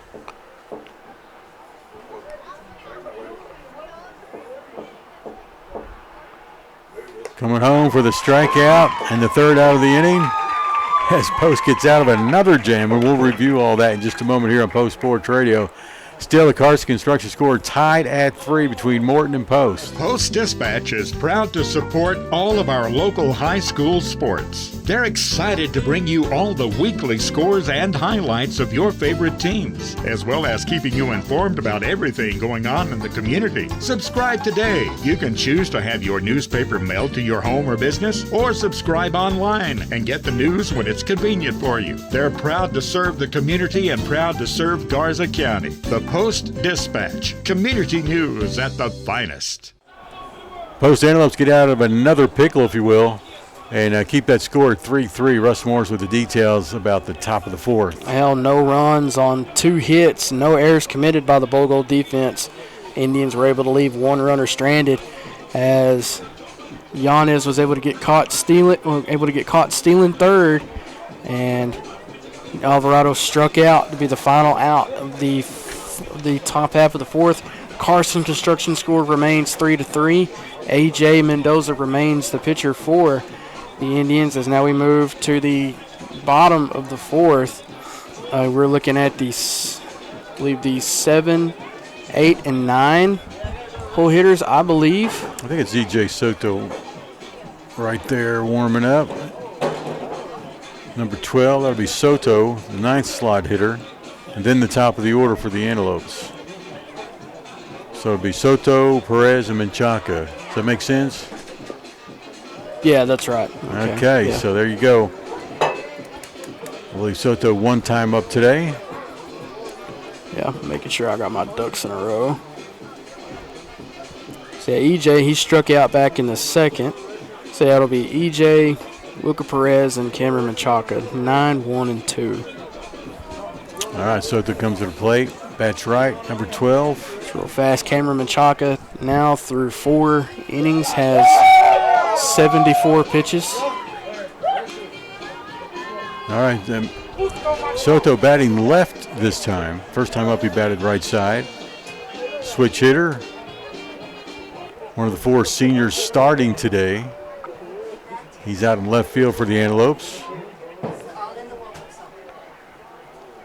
He's going to drive this one into right field, into the sun, with the catch by the right fielder, Christian Rodriguez, for the first out of the inning.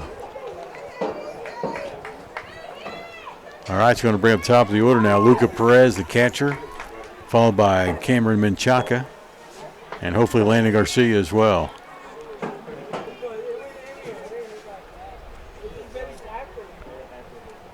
Luca, he's 0 for 2, but does have an RBI to his name. He struck out in the 1st and had a sacrifice RBI back in the 2nd to drive in Caden Hawkins. Swinging a foul tip, strike 1.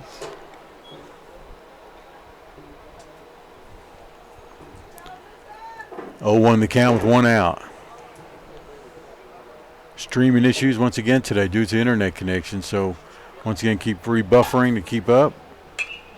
Going to be a drive down the right field line, a little bit foul.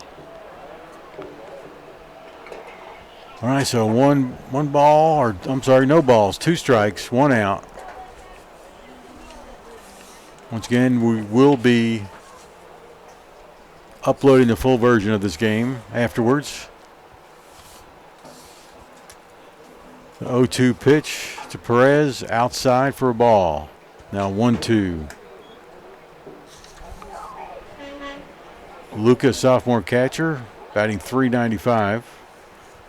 On-base percentage of .544. This one's going to be a ball. Making it count 2-2. This will be pitch number 68 for Mendoza. Ground ball to second baseman. Catch and throw for the out. So 2 up, 2 down for the Antelopes.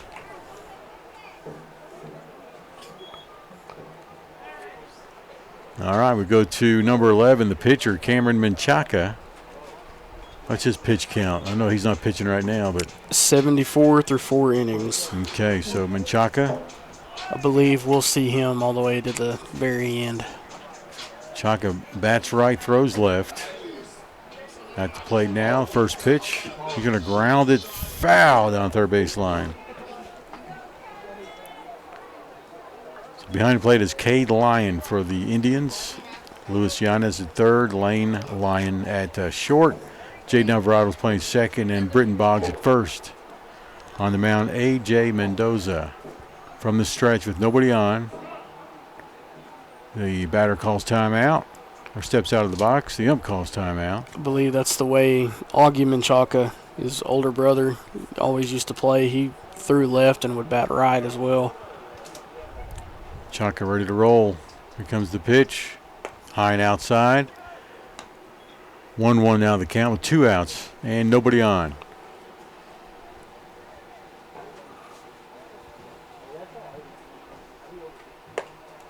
High and outside. 2 balls and 1 strike.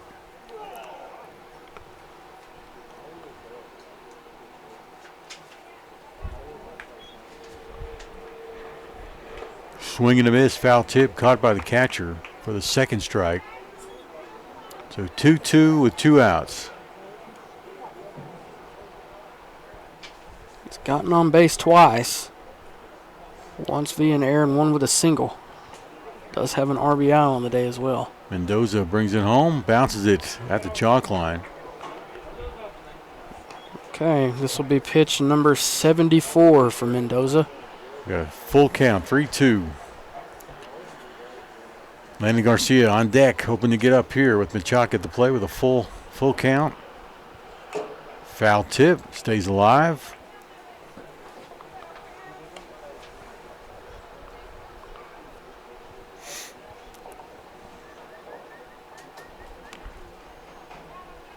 All right, here we go from the stretch. Mendoza. Ground ball, this one's foul as well. Cam Menchaca staying alive at the plate. This will be pitch number 76.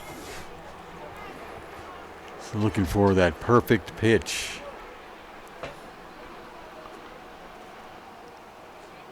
Here it comes. Oop, a little bit high. Gonna walk him. All right, so Cam Menchaca on the base path again for the Antelopes. Now with 2 outs. Brings up the second baseman, Landon Garcia. He flew out to left field, struck out. All right, we got another courtesy runner coming in for the pitcher. It's Eric Rodriguez again. Eric does it again, number 3.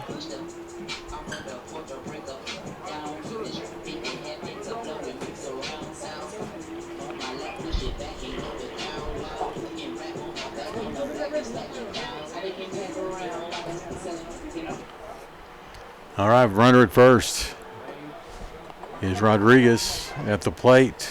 Landon Garcia fouls off the first pitch to him. Falls behind in the order. 0-1 now the count. So Rodriguez will jog back to first. Oh, I thought he was sprinting. No, just kidding. Glad to see Coach Wright. I saw he's been here watching down by the dugout. He walked up into the stands supporting his seniors. Throw to first, not in time, but Rodriguez can pop up on the mishandle by the first baseman. He advances to second, on his way now to third. It's going to be a long throw to third base, and he's going to be safe. Coach told him to slide. He said, I don't want to. Okay, but he's safe nonetheless. So the go-ahead run for the Antelopes with 2 outs is on third base. And the count is 0-1 to the batter, Landon Garcia. Landon bats .308. Fouls this one off too. Now behind in the order, 0-2 the count. Oh, your top half of the order, they all have wheels. All are fast. They're skill position players. So Garcia drives it into left field. It's a shot over the left fielder's head. Bounces off the fence on one hop. Coming home from third is Rodriguez, and a stand-up double, RBI double for Landon Garcia to give Post the lead 4-3.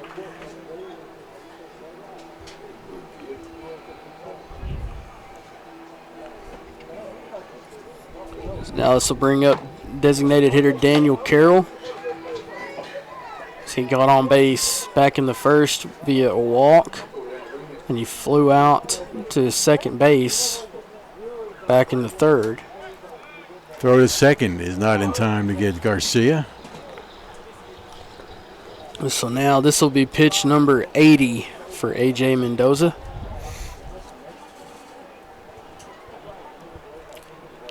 All right, Daniel Carroll, the right-handed batter at the plate. The DH drives it to third base. It's going to be a base hit down the line. And coming home from second on the mishap out in left field, probably would have made it anyway, is Landon Garcia. Proposed to take a 2-run lead in the bottom of the fourth. And we'll give Carroll a single and an error on the left fielder. 5-3 now for the Antelopes. As opposed to looking for their third district win this season. Still got a ways to go in this game. If they can, I'm knocking on wood, Jim. If they can do that, they'll have improved on their district win total from the previous 2 seasons. From the stretch, Mendoza checks second. It's Daniel Carroll standing on second, and Daniel Young at the plate takes the first strike. He's seeking his first. He's seeking to get on base for the first time today. He struck out swinging back in the first and grounded out to first back in the third. Coming home, Mendoza, foul off by Young, makes it count 0-2. Got 2 outs, still got a runner at second. Post picks up 2 in this inning, making the score 5-3 in favor of Post. The 0-2 pitch from Mendoza to Young. Swing and a miss, mishap by the catcher, picks it up, throws to first for the out. So that's going to be the third out. Retires the side. We go to the top of the fifth. But Post puts up 2 in the bottom of the fourth to take the lead by a score of 5-3 here on Post Sports Radio, home of the Bold Gold. Post Dispatch is proud to support all of our local high school sports. They're excited to bring you all the weekly scores and highlights of your favorite teams, as well as keeping you informed about everything going on in the community. Subscribe today. You can choose to have your newspaper mailed to your home or business, or subscribe online and get the news when it's convenient for you. They're proud to serve the community and proud to serve Garza County. The Post Dispatch, community news at the finest. Post Bold Gold Antelopes playing at Norm Cash Field for the final home game. It's senior night. They take a lead in the bottom of the fourth for us. How'd they do it? 2 runs on 2 hits. The Indians defense committed 2 errors. The Bold Gold did leave 1 runner on. However, they do take the lead as your Carson Construction score is 5-3 in favor of the Bold Gold as we get set to start the top half of the 5th inning. Is now coming up to bat for the Indians will be Lionel Hernandez, followed by Christian Enriquez and A.J. Mendoza. Actually, yeah, this will be Lionel Hernandez I'm looking at. This looks like number, well. It's hard to see their numbers. Let me see what he looked. Let me see the back of the jersey because I saw him warming up, and this might be the I think it's a pinch hitter. Pinch hitter, yep. I think you're right. This is going to be number 3, Braden Villarreal. All right, Braden Villarreal, number 3, coming in to pinch hit. And who's he hitting for again? He is hitting for Lionel Hernandez, which is the 9th slot hitter for the Morton Indians. Ground ball. This one's going to be the shortstop. Jax Perez scoops it, try to get the ball to his throwing hand, and bobbles it. Runner safe at first on the E. So the first pitch One up and one on so far. Brings up number 9, top of the order, Christian Rodriguez, the right fielder. Enriquez? Yes. Christian Enriquez. Number 3. We're helping people here. We think it's Braden Villarreal. He's at first base. Throw over there, not in time.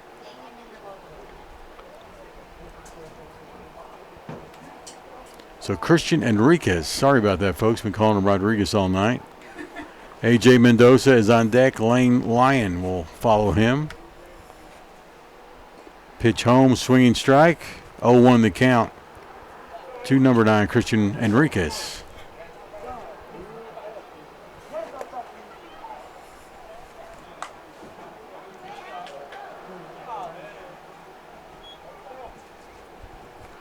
Oh, 0-1 the count.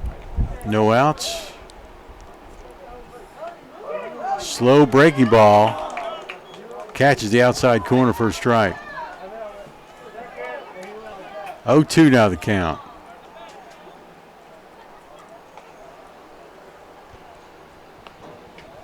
The 0-2 pitch from Menchaca. No, he throws it to first instead, not in time. To Brian Salcedo. Got your seniors out there. You got Cooper Osborne, Brian Salcedo, E.J. Soto, and Caden Hawkins on senior game. Post will have one more game, which was originally scheduled for Saturday. Now it's going to be on Thursday at Morton. Swing and miss for the strikeout. All right, so runner at first, one out. Comes A.J. Mendoza, the pitcher for the Morton Indians.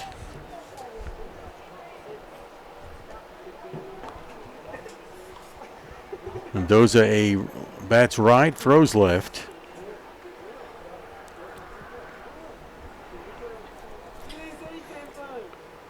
Runner at first. Called strike on Mendoza. 0-1 the count. Villarreal at first with a good lead. Hadn't looked like he's going to try to steal second yet.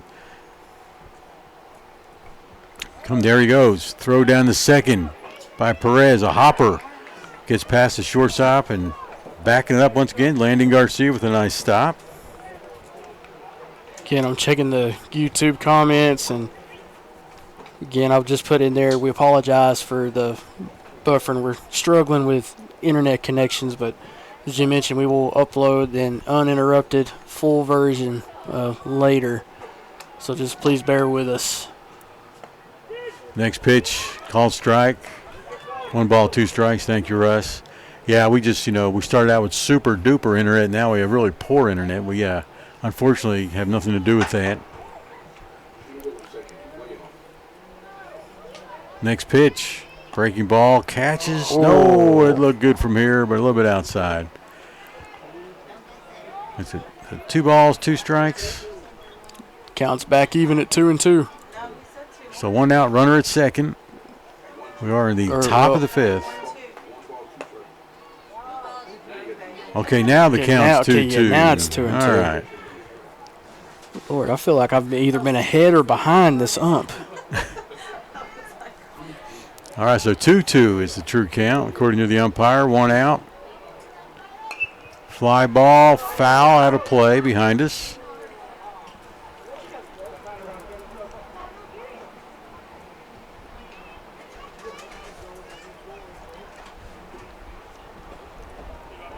Once again, you've got Post with a 2-run lead. 5-3 is the Carson Construction score against Morton. Morton's got 1 runner at second, 1 out, 2-2 count to A.J. Mendoza at the plate. Outside curveball. Full count, 3-2 now. All right, this will be pitch, according to what I have, this will be pitch number 86 for Menchaca. Sophomore pitcher, left-hander Cameron Menchaca from the stretch. Checks second, brings it home. The runner's going to third. A hit-and-run play to the shortstop. Perez makes the catch, a throw to first. Gets by the first baseman on one hop. The batter makes it to second. In the meantime, the runner makes it home. That's Villarreal, comes in from second and scores a run for the Morton Indians. making the score now 4-3. I'm sorry, 4-5. Post still up by 1. Morton just with 1 out and a runner at second.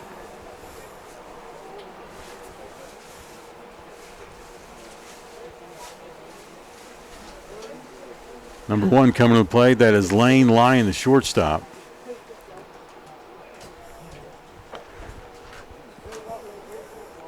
He'll be followed by Cade Lyon.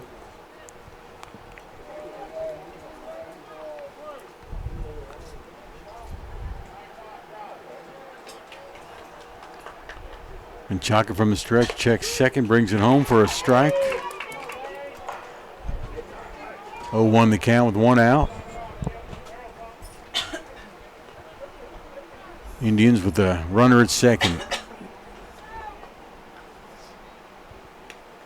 Gets off the glove of the catcher. Perez going to advance the runner to third.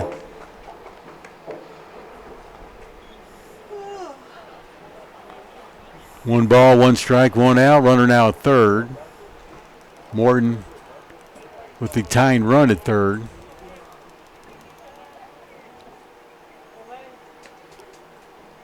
Lane Lyon at the plate. Swings, fouls it down the third base line. 1 ball, 2 strikes. Post have to check that runner at third before they make a throw to first. Try to keep that tying run from making a huge difference in this game. 1 out once again. Runner at third. 1-2 count. Swing and a miss. Striking out the batter for the second out. Now a little bit easier. You can go to that. You can go to first base for the ground with the ground ball now. All right, coming up, number 2, Cade Lyon, the catcher. He had a single that came around and scored in the first, and he flew out on a line drive to Cooper Osborne back in the third. A.J. Mendoza's on third for the Morton Indians. First pitch to Cade Lyon is an outside ball. 1-0 the count.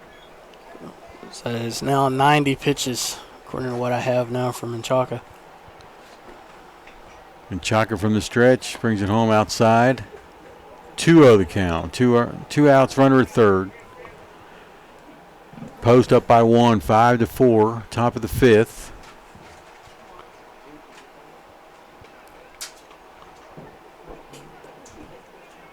The 2-0. Swing, fouls it off. 2-1 now the count.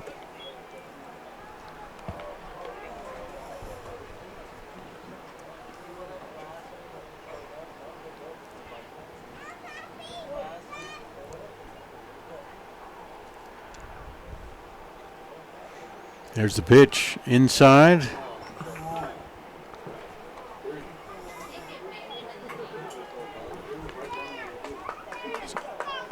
Cade Lyon at the plate with a 3-1 count and a runner at third. 2 outs. Menchaca checks third, comes home. High and outside, going to walk the runner. The only thing good about that, you got to force out of 2 bases now.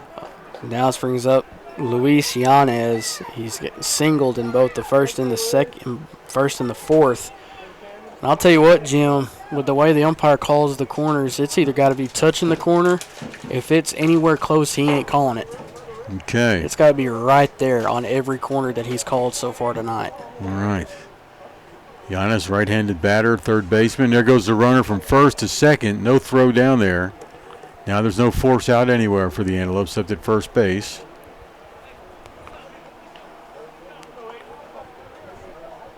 So almost on 2 outs. Yanez at the plate with 2 hits tonight. Cameron Menchaca bringing it home. Ground ball foul. So Menchaca heading the count 0-1. I think that should be 1-1. Let's see what the umpire shows us. He's calling 2-1. Huh. He's surprising all of us. Okay. 2-1 the count. Oh, this one will be driven in the right field. Hawkins one-hops it. He's going to bring it home. Runner scores to tie the game for Morton. Good throw by Hawkins to stop the second run from coming across. That's going to give tie the game at 5. Morton here in the top of the 5th. So top of the 5th, scores tied at 5. Carson Construction score. And we go to the next batter, E.J. Rivas, right? Right. Center fielder. Still runners at the corners. First pitch. Woo, boy, that was close on the outside corner.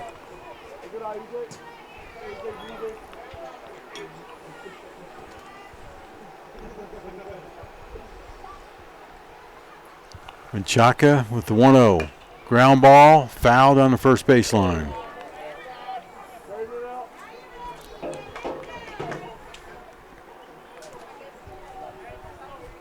Counts even now at 1-1. This will be pitch number 100 for Menchaca. That was pitch 100, I guess. We'll get the official count here in just a little bit, but he's close to 100. 1-1 the count, 2 outs. 2 on at first and third. Inside, called for a ball.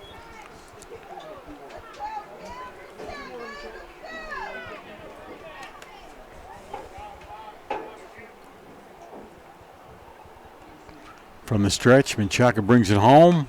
Foul tip. 2 balls, 2 strikes. That's E.J. Rivas at the plate. Britton Boggs on deck. Giannis at first. I believe that's Cade Lyon at third. Yes. Antelope Cameron Menchaca on the mound. 2-2. 2 outs. Runner from first going. It's going to be a drive right back at the pitcher. He gets hit hard. It's going to be a infield base hit. And I think Menchaca's had enough with going over 100 pitches as well. And he gets a shot. May have been his throwing arm. It is. So more than likely we'll see a change in pitchers. They'll get a run come across, right? Yeah. For Morton, now leading the game 6-5. A line drive straight back at the pitcher. And it's like Menchaca has decided to stay in. Puts runners at first and second with 2 outs. So force out at any base. Except for the plate, of course. Britton Boggs comes to the plate now. He has struck out and has hit a single back in the 4th, and he struck out in the 2nd. Left-handed batter, number 13. Tie game here, 6-6. I'm sorry, Morton. Morton's up 6-5. They just went ahead with that last hit. 1-0 the count. Breaking ball, called strike. Nice pitch, Menchaca.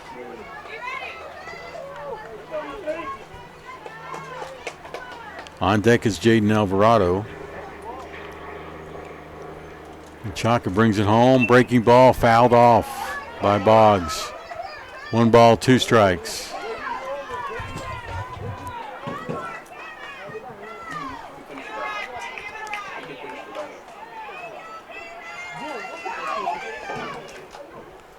Next pitch.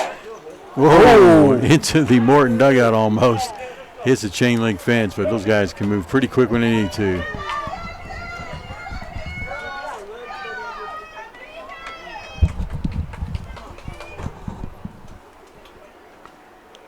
All right, so we got a 1 ball, 2 strikes, 2 outs, 2 runners on at first and second. Morton takes the lead by 1, 6-5. Top of the 5th. Menchaca, curveball inside, throw down to third to get the runner in time for the 3rd out of the inning. And the put out from the catcher to the 3rd baseman, Cooper Osborne. And that's going to retire the side, but Morton does take the lead, scores 2, I believe. Or was that 3? Takes the lead, scores 3, takes the lead 6-5. That's your Carson Construction score. Back in a moment here on Post Sports Radio, home of the Bold Gold. Post Antelope Baseball is powered by Family Cleaners, your hometown laundry and dry cleaners on West Main Street in Post. The Post Area Chamber of Commerce, serving Post in all of Garza County. Visit postcitytexas.com. Richie Rich Barbershop, Yo Hablo Espanol, a licensed local barbershop on East Main and Post. Call for info and an appointment at 806-706-8413. And Post Plumbing, Heating and Air. One call does it all. 806-577-1300. Post Sports Radio thanks these sponsors for making Bold Gold Baseball live and free on Facebook and YouTube. It's Antelope Baseball live from Norm Cash Field, where the Morton Indians in the top of the 6th take the lead. 6-5 is the Carson Construction score. Russ Morris to tell us more. Well, they scored 3 runs on 2 hits. And they did leave 1 runner stranded. However, the Bogle defense committed 2 errors. Is now your Carson Construction score is now 6-5 in favor of the Indians. It looks like Mendoza is still on the mound. Yes, he is. As now we move to the bottom of the 5th. It's coming up to bat is going to be Cooper Osborne, Brian Saucedo, and Caden Hawkins. All right, still on the mound, as Russ just pointed out, as a starting pitcher for the Indians of Morton, A.J. Mendoza.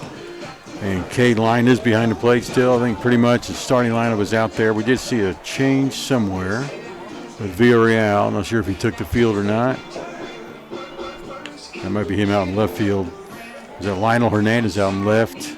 E.J. Rivas in center. Christian Enriquez is in right field. At the plate for the Antelopes, get the senior lineup now. 4 guys in a row, all seniors for the Antelopes, starting out with Cooper Osborne, number 20. 2 for 2? Yes, 2 for 2. He hit a double back in the 2nd and single in the 3rd. Ryan Saucedo on deck, followed by Caden Hawkins. Lopes down by 1, and Osborne swings at the first pitch for a strike. Cooper doesn't like to wait too long in the count. Next pitch. Drives this one into deep or short center, and it's snagged by the center fielder on the run as E.J. Rivas with a nice catch. Actually, that would be left center. A nice shot by Cooper Osborne, putting the bat on the ball today. All right, so coming up, Brian Saucedo, first baseman. He too is 2 for 2. He hit a double as well in the 2nd, and then he hit a single back in the 3rd. Saucedo bats right, throws right. Ground ball past the third baseman for a base hit to left field. And Saucedo now 3 for 3. So there you go. Your 2 big seniors in a row brings up Caden Hawkins. Not that he's not a big guy. Actually, he's not. He's a small guy. Oh, he's big. Well, he's big enough if him and his little brother lead the team in tackles along with Mason Wright in the football season. That's right. From the linebacker positions. Need Caden right now to make a hit here, keep this rally going. 1 out. Brian Saucedo on first base. Throw comes home. Bunt is going to be foul down the first base line. Nice try by Caden Hawkins to advance the runner. So Post down by 1, 6-5 against the Morton Indians. Well, I would say I would make light of that gap out there between center field and right field, but given how speedy that center fielder is, I don't know if it means anything or not. Yeah, he showed the wheels there, didn't he? E.J. Rivas with that nice catch. Throw to first to get the speedy runner. Saucedo is not in time. Yeah, because if you look, Jim, it looks like the center fielder and the left fielder are playing a little bit more deep, and the right fielder's playing just a little bit shallower compared to the 2. Bunt shown. There goes Brian. A wild pitch. Saucedo's going to take second. So that puts him in scoring position to tie this game up with Post down by 1 run. Bottom of the 5th, we got 1 out. Saucedo now on second. A.J. Mendoza from the stretch, which he's kind of gone to probably in the 3rd inning on every pitch, whether man on base or not. Swing and a miss on the pitch. 1 ball, 2 strikes, and 1 out. Tying run on second for the Bold Gold Antelopes. Fake throw to first, or second rather. Third baseman playing short, expecting another bunt attempt, it looks like. Now he backs up. Swing and a miss by Hawkins for a strikeout. So it's going to put up 2 outs. Still got a tying run at second. And E.J. Soto, who's batted, this will be his 3rd time. This will be his 3rd time. He's seeking his first hit. He struck out in the 2nd, and he flew out into right field back in the 4th. Soto batting left this time. Got a nice bat on the ball last time up. Just didn't land in the right spot. Well, the wind has shifted now, Jim, depending on what tree you're looking at. It looks like it's starting to swirl just a little bit. Seeing more and more clouds, expecting rain in Post later tonight. Hopefully after this game. High and inside for a ball, 1-0 the count. Should be more than that, right? 2-0. Yeah, it should be 2-0. 2-0 count to E.J. Soto. Watches the breaking ball come through for another ball. 3-0 now the count. I believe this should be pitch number 94 for Mendoza. A.J. Mendoza to E.J. Soto with the pitch. Going to walk him. All right, runners at first and second. We go to the top of the order with Luca Perez with 2 outs. Luca getting the bat on the ball, but no success so far, right? Yeah, well, it depends on how you quantify the word success, because, yeah, he struck out in the 1st, has a sacrifice RBI in the 2nd. We'll take that. But he did ground out to 2nd back in the 4th, so he's due for something. Swings and misses the first pitch. 0-1 the count with 2 outs, 2 runners on at first and second for the Antelopes. Down by 1 run. Carson Construction scores 6-5, Morton up. In the dirt for a ball. Nice stop by the catcher, Cade Line.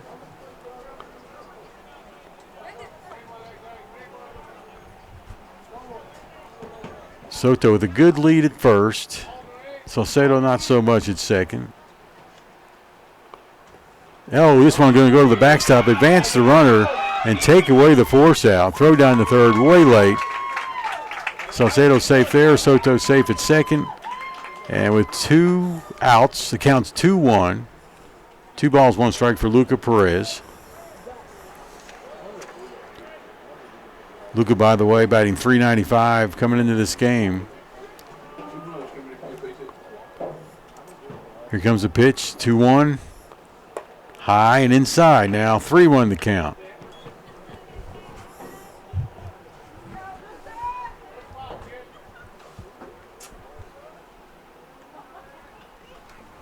All right, A.J. Mendoza on the mound in the 5th inning. Throw to the 3rd. Not even that close. Third baseman playing quite a bit off of third base.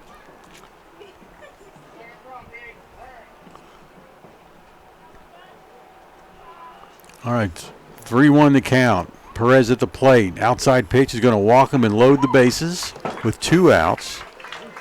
They're going to bring up Post starting pitcher, still on the mound for the Antelopes, at least as of last inning, is Cameron Menchaca. So he's gotten on base in all 3 at-bats Cameron has, and I think we might be seeing a new pitcher. I think you're right, Russ. So we'll take a quick break here. Well, let's double check all that.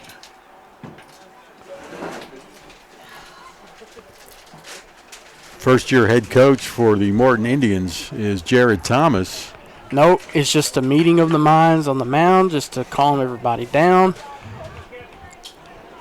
So now Cameron Menchaca steps back up to the plate. He's gotten on base in all 3 appearances. Had a single in the 2nd, got on base via an error on the 3rd baseman back in the 1st, and was walked and came around and scored back in the 4th. All right, so Mendoza from the stretch with bases loaded. Foul tip by Menchaca.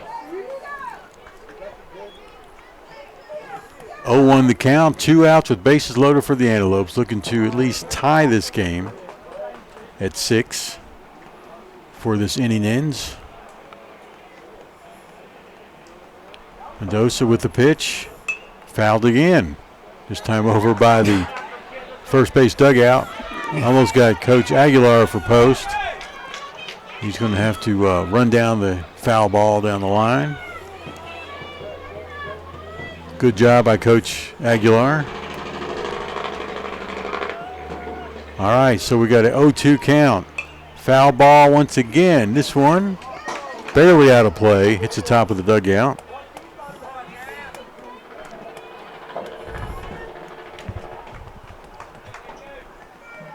All right, so Menchaca 0-2 still with 2 outs and bases loaded.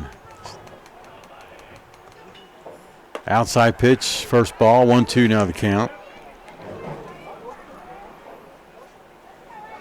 Menchaca comes into this game batting .370. Next pitch, ground ball to third. Force out at third, retires the side. Ends the inning and 3 on base.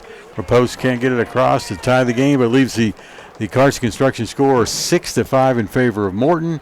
We'll take a break and be right back on Post Sports Radio, home of the Bold Gold. Post Dispatch is proud to support all of our local high school sports. They're excited to bring you all the weekly scores and highlights of your favorite teams, as well as keeping you informed about everything going on in the community. Subscribe today. You can choose to have your newspaper mailed to your home or business, or subscribe online and get the news when it's convenient for you. They're proud to serve the community and proud to serve Garza County. The Post Dispatch, community news at the finest. Bold Gold Antelopes almost tied this thing up, but couldn't do it at the bottom of the fifth. And here's Russ Morris to explain exactly what happened. Exactly, Russ. Well, close enough. No runs, but the Antelopes were able to get a hit. They did leave 2 runners on base. The Morton's defense did commit an error. However, your Carson Construction score remains 6-5 as we get set to start the top of the 6th inning. New pitcher for the Antelopes. This is Landon Garcia. All right. We'll get this. Everybody shifts around when this happens. So I think it looks like Hawkins goes to second and Cameron Menchaca, the left-hander, out in right field.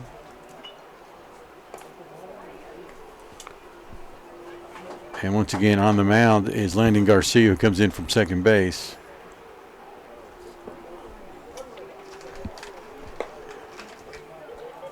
Remember Menchaca on the mound last inning. He went a full 5 innings, took a line drive to his throwing arm. So he may be a little bit injured as well.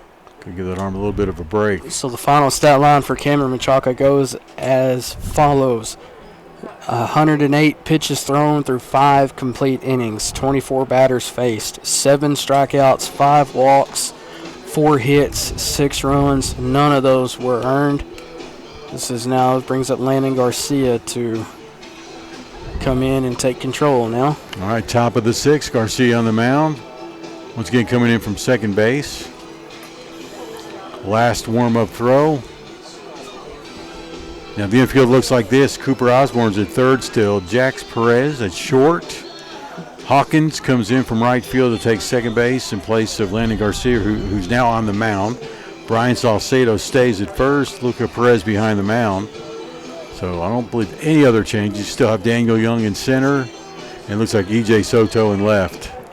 It looks like this is going to be Britton Boggs, then Jake Alvarado, and we think Braden Villarreal. All right, so we got the top of the 6th, Morton up by 1 at the plate. Is Boggs with a swing and a miss.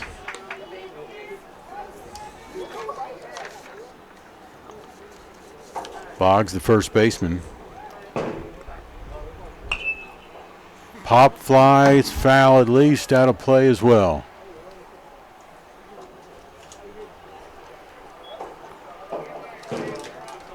Over in our bullpen, Jim, Domingo Soto's warming up as well. Okay. Next pitch from Landon Garcia. This one's going to be pop fly foul. Barely out of play behind the backstop.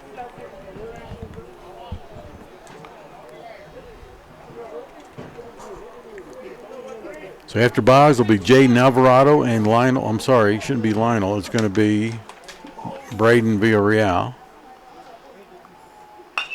Ground ball to the first baseman. Nice handle, nice glove by Brian Salcedo for the putout, unassisted. Brian's got his fans here. You can hear them. Got to say something nice about Brian. A lot of good things to say, but he also helps me at the Methodist Church run the sound booth and does a great job. Ground ball down third base side is going to be foul. This is Jaden Alvarado, the second baseman.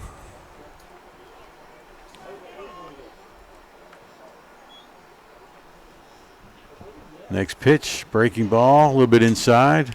1-1 the count with one out. And on deck will be Braden Villarreal. He'll stay in the game. Wild pitch outside to the backstop for ball number 2 with one strike.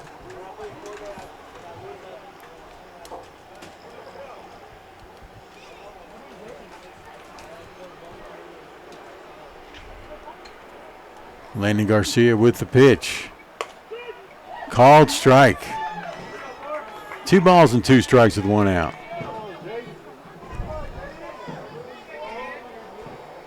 Jaden Alvarado at the plate. Curveball, fouls it off.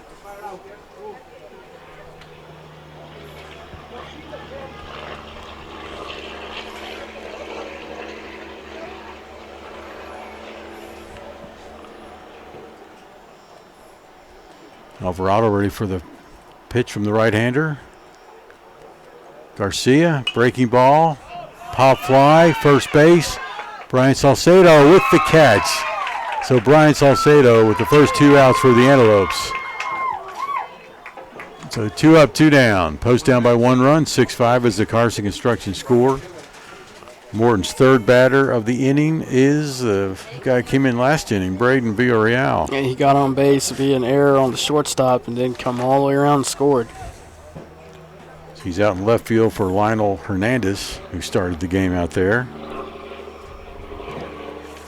First pitch to Villarreal. Fouls it.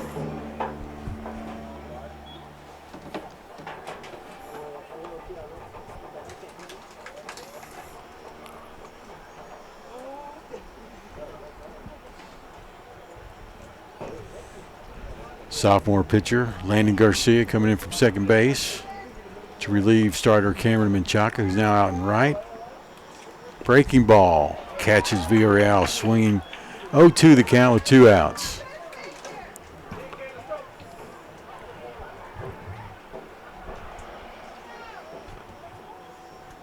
Landon Garcia, full windup, brings it home. Ground ball fouled on the third baseline. E.J. Soto going to fetch it all the way down at the foul pole.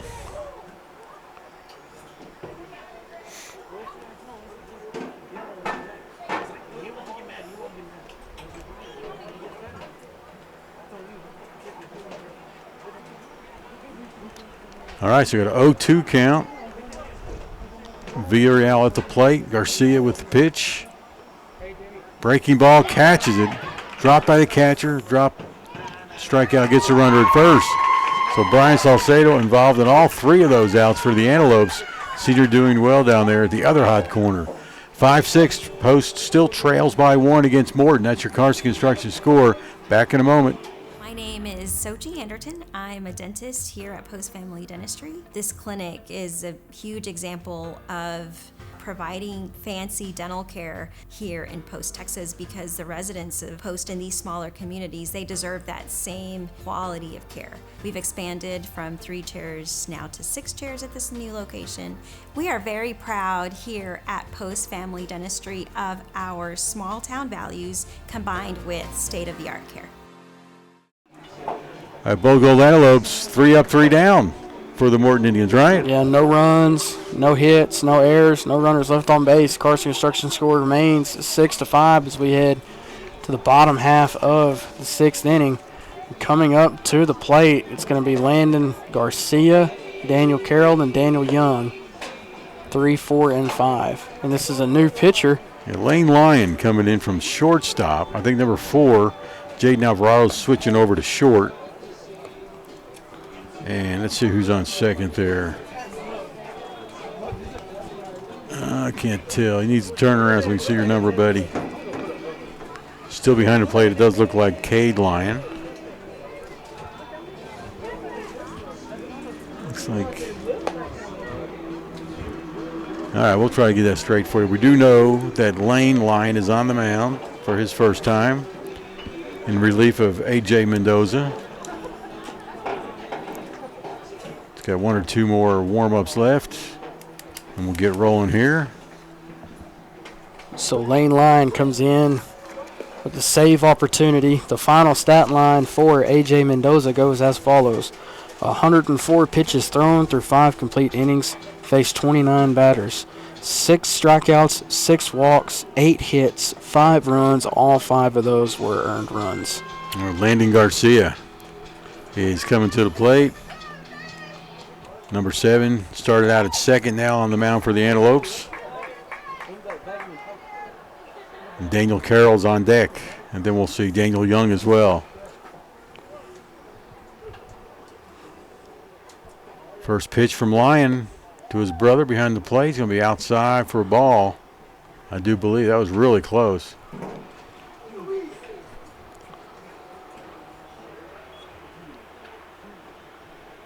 Next pitch, outside and low.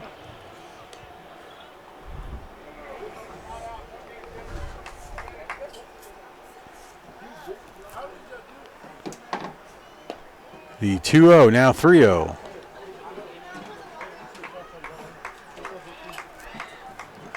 Garcia at the plate for the Antelopes. 3-0 count.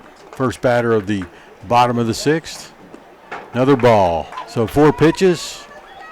Puts a runner at first. That's going to be the tying run for the Antelopes at first base now with no outs.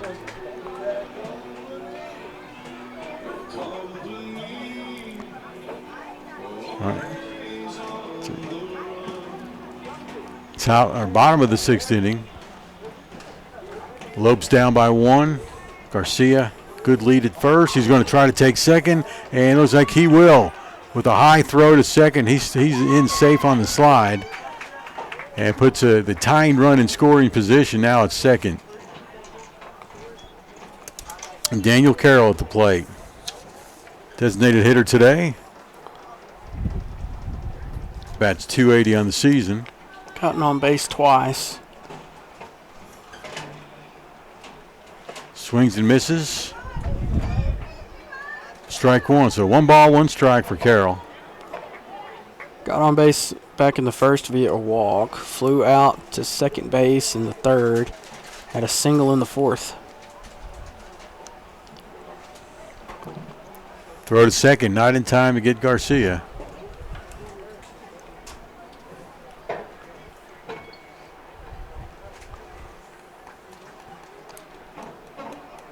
The visiting Morton Indians up by 1 run. We're at the bottom of the 6th, post with no outs and a runner at second. That's a tying run. Inside and high to Carroll. Make him lean back a little bit. See what he got. I think he showed 3 balls signaled there. Let's see another sign from the umpire. Not this time. Ground ball hard down third baseline for a base hit. Is going to bring Garcia to stop at third. And a smart decision by Coach De Leon to stop him there. Carroll gets a base hit, advances the runner to third. For the Antelopes, runners at first and third. With no outs still, down by 1 run. Yeah, Garcia played that the way you would expect. He kind of hesitated to see if the third baseman was able to get a glove on it, and that's when he did. When it rolled out there as fast as it could go, the left fielder made a great play on the ball to get that quickly in his glove to hold Garcia at third base. All right, let's see. Meeting of the minds on the mound again for Morton. Don't know if we'll see a pitch change. Remember, it was Lane Lyon who came in from shortstop just to start this inning. And he's faced, 3 batters so far? They're just calming the reliever down, just to making sure everything's okay. They're reminding everybody, hey, they've got an opportunity to get at least one out here and minimize damage if you're Morton. But if you're Post, you're saying to yourself, I got runners on the corners. I got the tying run and the go-ahead runners on. I got no outs. I got a lot of different ways I can advance the runner, or I can get my batter on base or bring the runner home. And Daniel Young at the plate for the Antelopes, a left-handed batter who throws right. He's going to show bunt.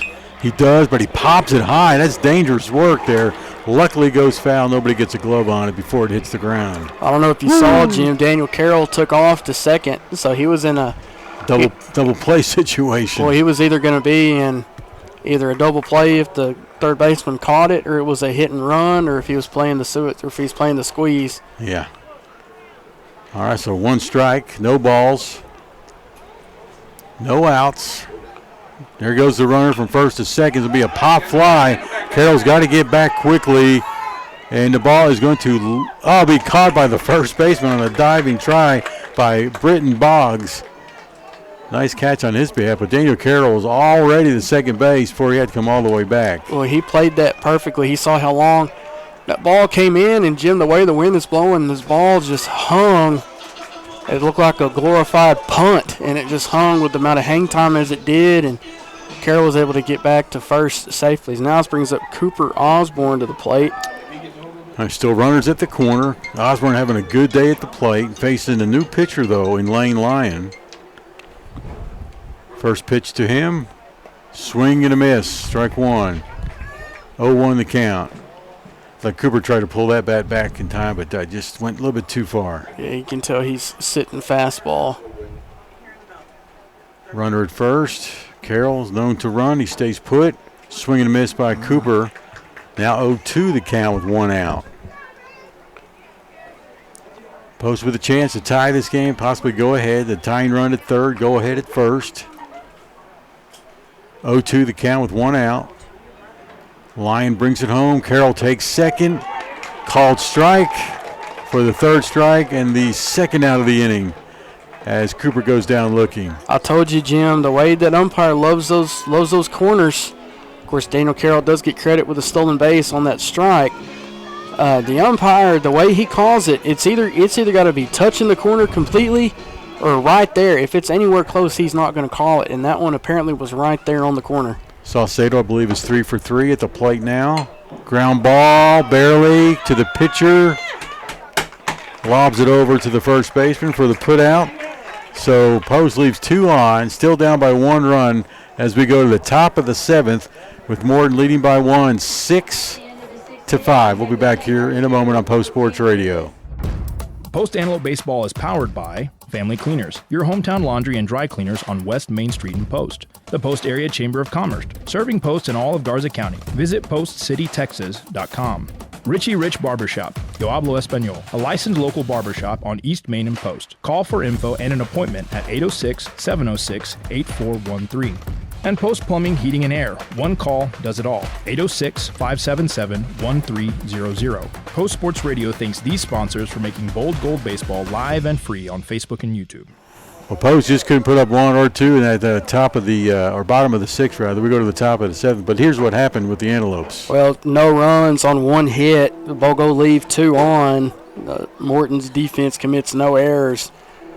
Carson Construction scores still 6-5 as we head to the top of the 7th.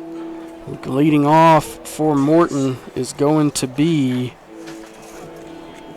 Christian Enriquez.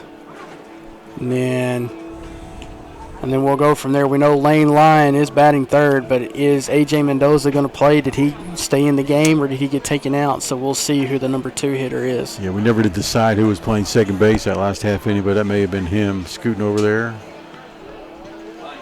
Once again, it is Christian Enriquez coming to the plate, formerly known as Christian Rodriguez. Sorry about that, Christian. All right, so on the mound for the Antelopes, second pitcher is Landon Garcia, who came in from second base. Behind the plate, Luca Perez. Cooper Osborne at third, Jax Perez at short. You got Caden Hawkins now at second base and Brian Saucedo at first. E.J. Soto in left. Daniel Young in center, and Cam and Chuck out in right field.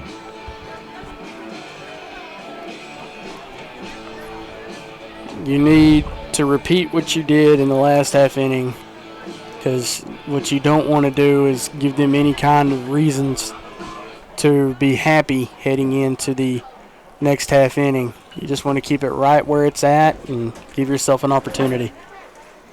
All right, top of the 7th, Morton up by 1. First pitch fouled off by Enriquez. 0-1 the count.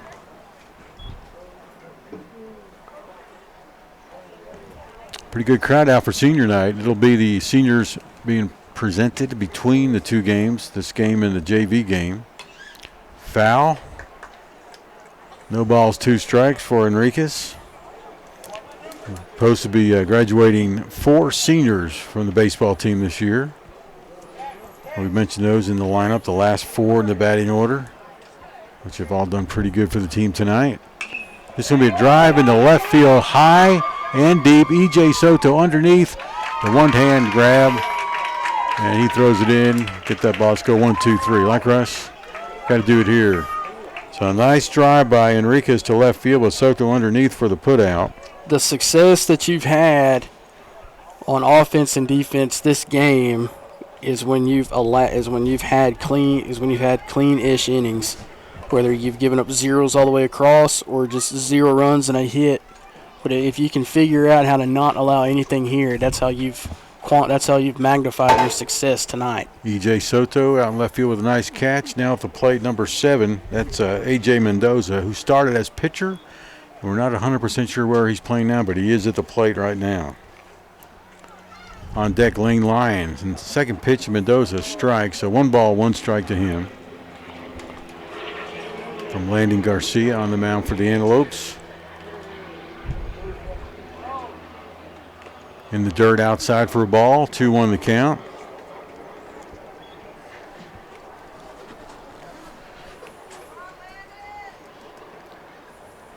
Sophomore pitcher with a breaking ball right back at him. Hits him in the foot. Gets away from him. Picks it up. Throw to first. It gets away from Brian Saucedo. The runner, Mendoza, going to second. The throw there, not in time. Dives head first, and he's going to be safe. Good throw by Brian, though, to hold him at second. Get him back there, but if that ball, it took a weird ricochet off of Landon's cleat. Yeah. So if it didn't ricochet the way it did, Landon would have had an opportunity to make a cleaner play, get the thrower, get the runner out at first. That's our second pitcher for the Elms has been hit by a hit. Cameron Menchaca got one in the left elbow the inning before he changed positions and went to right field. Now Garcia in his second inning gets hit in the foot. And we got a runner trying to get something on his elbow, looks like, elbow pad. He's looking for his elbow pad or slide mitt or something. So it's like an elbow pad this time. Or it's one of those, got the plays on there. That's what it is. Play sheet on his wrist. Okay. All right, so first pitch, the number 1 showing bunt. Throw to second. Gets the runner. Yes. And a nice pickoff move by Landon Garcia to get the runner at second for the first out of the inning. Well, so much for the play sheet. Second out, rather. So now this is a big at-bat. This is the relief pitcher now. This is Lane Lyon. Lane showed bunt on that before the pitch came. Of course, the pitch didn't come. The throw out at second did. So we got 2 outs, nobody on. Lane Lyon at the plate, getting his first pitch.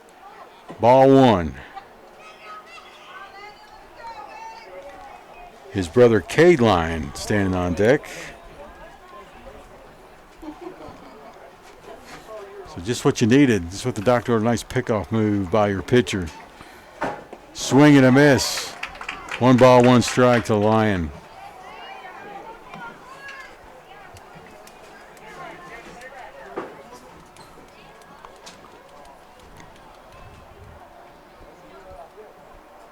Next pitch to Lyon. Curveball fouled off. Goes through the hole in the net almost. Nope. Went over the backstop. So 1 ball, 2 strikes to Lane Lyon with 2 outs and nobody on. Top of the 7th, Morton with a 1-run lead. Ooh, nice close outside corner pitch. Called ball. I told you, Jim, it's either got to be there or not. You're right. It's got to be right there for him to pull that trigger. Yeah. Both stumps would call that, but, this guy has been consistent. That's what you can ask for. Another pitch fouled off. Still 2-2 with 2 outs.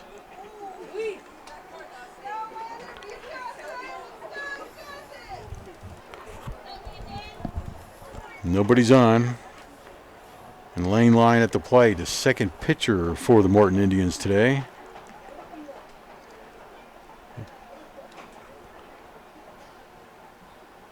Outside pitch, full count 3-2. As the clouds are rolling in on post, expected rain later tonight. It has cooled off. Nice, beautiful night right now. Notice in Lubbock, Texas Tech canceled both their softball and baseball game due to expected rain today. I hope they got it. Nice pitch. Breaking ball missing the outside corner. Going to walk the runner Lane Line to first. Brings up Cade Line, the catcher. They moved. Well, they were supposed to play Abilene Christian today. They played yesterday. Baseball did. They played over in Abilene, and then softball. It's TBD on what's going to happen with UT Arlington, but they did go ahead and cancel the game against North Texas. Right. That game was already rescheduled from back earlier in the year. All right, got a runner at first. That is Lane Line, his brother Cade at the plate. Brian Salcedo trying to hold the runner tight. Throw outside and they go to the backstop. Easily advance Cade Lane Line to first or second. I'll get it straight. So now a runner at second is in scoring position with Morton up by 1 right now, 6-5. Post trying to get out of this inning without giving up any because they still got to come to the plate and score a couple to win. Landon Garcia with the pitch and a foul tip.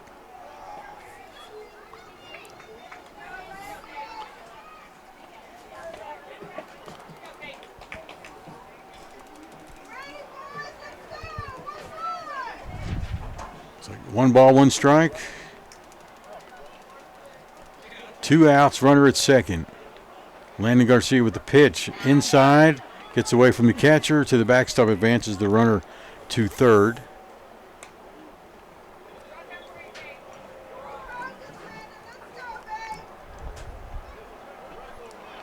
All right, so we got count of 2 balls, 1 strike with 2 outs and a runner at third. Landon Garcia from the stretch checks third and comes home. Foul, pop fly infield to the pitcher, makes the catch for the final out, not letting anybody come across the plate. So Post gets the bat for their last time. Got to score at least 1 to keep this game going. 2 will win the game. We'll take a break here and come back with the bottom of the 7th here on Post Sports Radio, home of the Bold Gold. Post-Dispatch is proud to support all of our local high school sports. They're excited to bring you all the weekly scores and highlights of your favorite teams, as well as keeping you informed about everything going on in the community. Subscribe today. You can choose to have your newspaper mailed to your home or business, or subscribe online and get the news when it's convenient for you. They're proud to serve the community and proud to serve Garza County. The Post-Dispatch. Community news at the finest. Russ Moore standing by with what happened at the top of the 7th. Russ? Well, no runs on no hits. Bogold did commit an error, but they were able to leave a base runner stranded on base. As now we're heading into the final outs here in the bottom of the 7th. Carson Construction score remains 6-5. Is now coming up to bat. You're going to have to figure out how to do it because it's 8, 9, and 1 are up. It's Caden Hawkins, E.J. Soto, and Luca Perez. So we may have a pinch hitter, number 10, coming up. Maybe so. Who's it supposed to be? It's supposed to be Caden. So number 10 coming to the plate now is Isaiah Moreno. Okay. Left-handed batter. A freshman this year. And doing quite well, as a matter of fact. Batting .343 on the season. He also had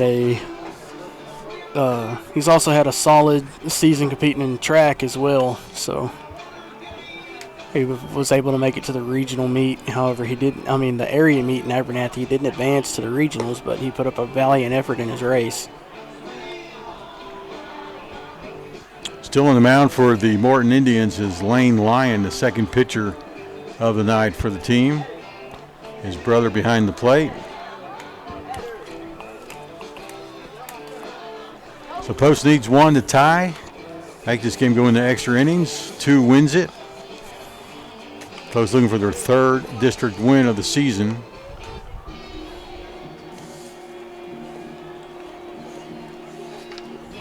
Morton is 4-6 in district, looking for their 5th win. And these two teams will meet again either Thursday or Saturday. We're trying to figure that one out. The game's going to be Thursday. Was scheduled for Saturday. Expected bad weather in Morton. We'll move that game to Thursday night. Lady Lopes play that night too in the bi-district softball playoffs. Swing and a miss by number 10 for the Antelopes, Moreno. Next pitch, swing and a miss, strike 2. 0-2 the count.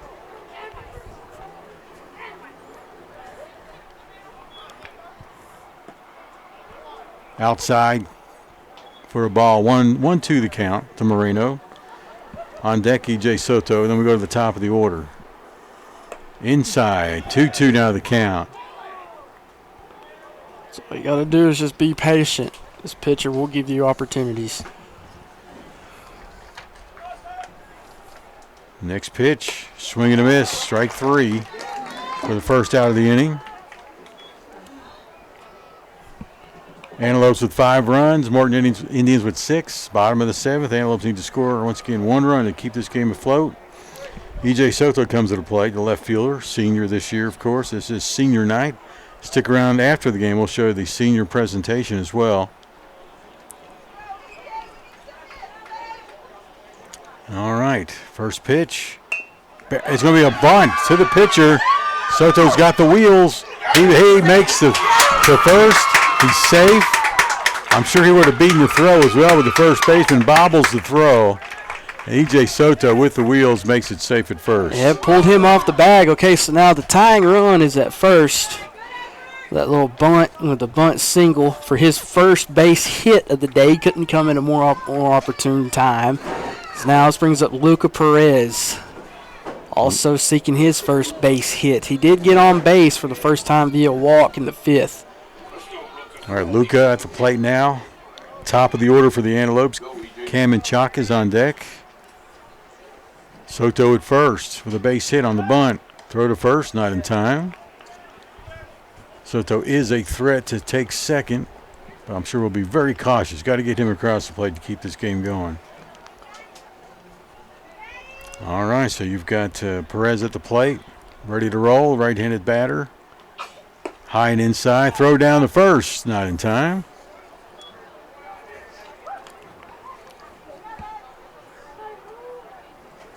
All right, so the count, 1 ball, no strikes to Perez. Soto at first, Menchaca on deck. Lyon pitches, foul ball, 1 ball, 1 strike.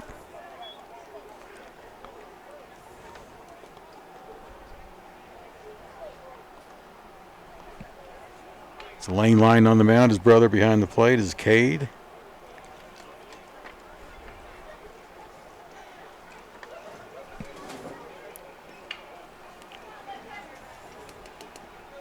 All right, so runner at first. 1 ball, 1 strike with 1 out. Antelopes down by 1. Throw to first. Not in time.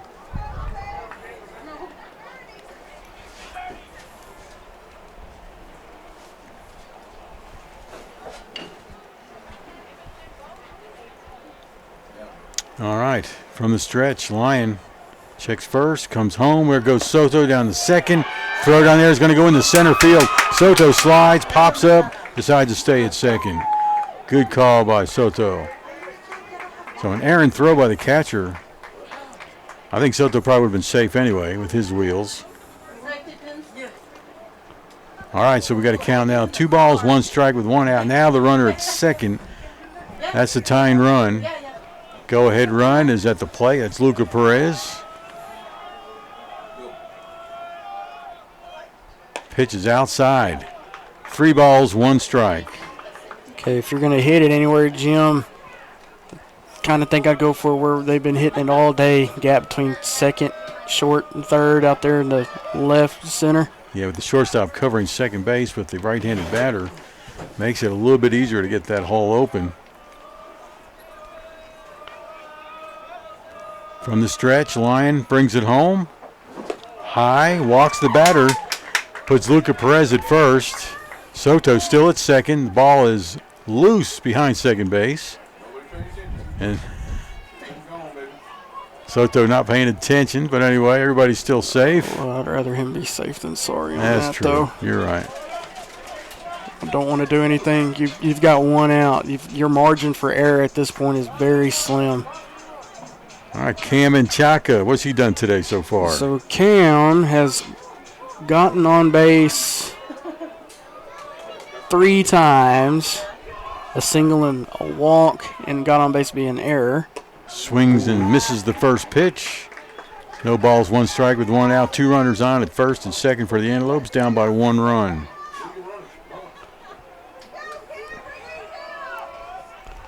Bottom of the 7th. Need 1. Swing and a miss on the breaking ball. So 0-2 now the count.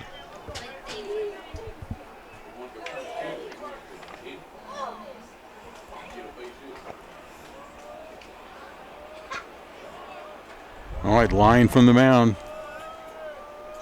From the stretch, checks second, brings it home, swing and a miss. 3 pitches, 3 strikes, gets his second out of the inning. All right, you're down to your last out. This is Landon Garcia. Garcia, the second baseman, now pitching. He got on base with a walk back in the 6th and a single, a double back in the 4th. Here comes the pitch. Runner from second's going to third. Throw down there. Oh, my goodness. Is caught stealing third. Oh, the ball. He's going to be safe. The third baseman had the tag, but the ball came loose.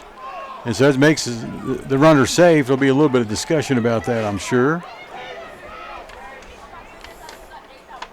I think third baseman's complaining he got his hand spiked, but that's what happens when you try to tag him. E.J. Soto got a good jump, slid into third nicely. Yeah, now the umpire's going to check on the third. They're going to check on the third baseman. That's what it is. They're setting a timeout to strategize. This is a timeout to make sure you're all right. So Indian head coach Jared Thomas coming out to check things out as well. I think everything's going to be okay. At least the third baseman, Giannis, does not want to come out. All right, but puts runners at first and third. Still got 2 outs. And Landon Garcia at the plate. The wind is kicking up. More clouds. Chance of rain later. Hopefully after the game. Okay, it's a 1-0 count. Okay, 1-0 is the count. It's Landon Garcia at the plate. Chance to tie this game. Big hole right there between second and short, Jim. Garcia ready for the 1-0 pitch. High, ball 2. All right. 2-0 the count with 2 outs.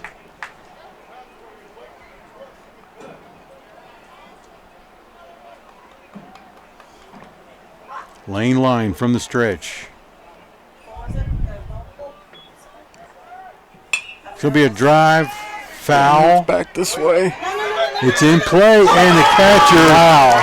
A great catch by Cade Lyon, the catcher, to end the game and give Morton the 1-run win here at Norm Cash Field on the senior night for the Bold Gold Antelopes. I thought for sure that was going to land on top of the net. Oh my gosh. Funnel Carson Construction scores. Morton 6, Post 5, and a heartbreaker We'll come back with the senior presentation and more on postsportsradio.com, home of the Bold Gold. Post-Dispatch is proud to support all of our local high school sports. They're excited to bring you all the weekly scores and highlights of your favorite teams, as well as keeping you informed about everything going on in the community. Subscribe today. You can choose to have your newspaper mailed to your home or business, or subscribe online and get the news when it's convenient for you. They're proud to serve the community and proud to serve Garza County. The Post-Dispatch. Community news at the finest. It's springtime, and that means fleas and ticks are starting to target our little furry pals. Garza County Animal Hospital reminds you that although fleas and ticks are a threat to pets year-round here in West Texas, they become the most active during the warmer months. Get a jump start on your fleas and tick protection and keep your pet healthy and happy from a monthly application to a single pill taken every 3 months. Give us a call today to schedule your appointment.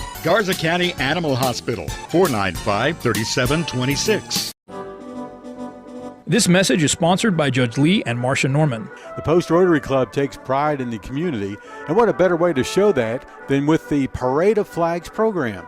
For a $50 annual fee, we will place an American flag in your front yard or place of business on 5 holidays and pick it up afterwards. Funds from the program will support youth scholarships and programs in the Post-Garza County community. Get the Parade of Flags registration form on the Post Texas Rotary Club Facebook page, or send a request for a form by email to rotaryclubofposttexas@gmail.com. Show the nation's colors and your patriotism and join the Parade of Flags, a fundraising effort of the Rotary Club of Post. This is brought to you by Judge Lee and Marcia Norman, supporting what's good for Post and Garza County.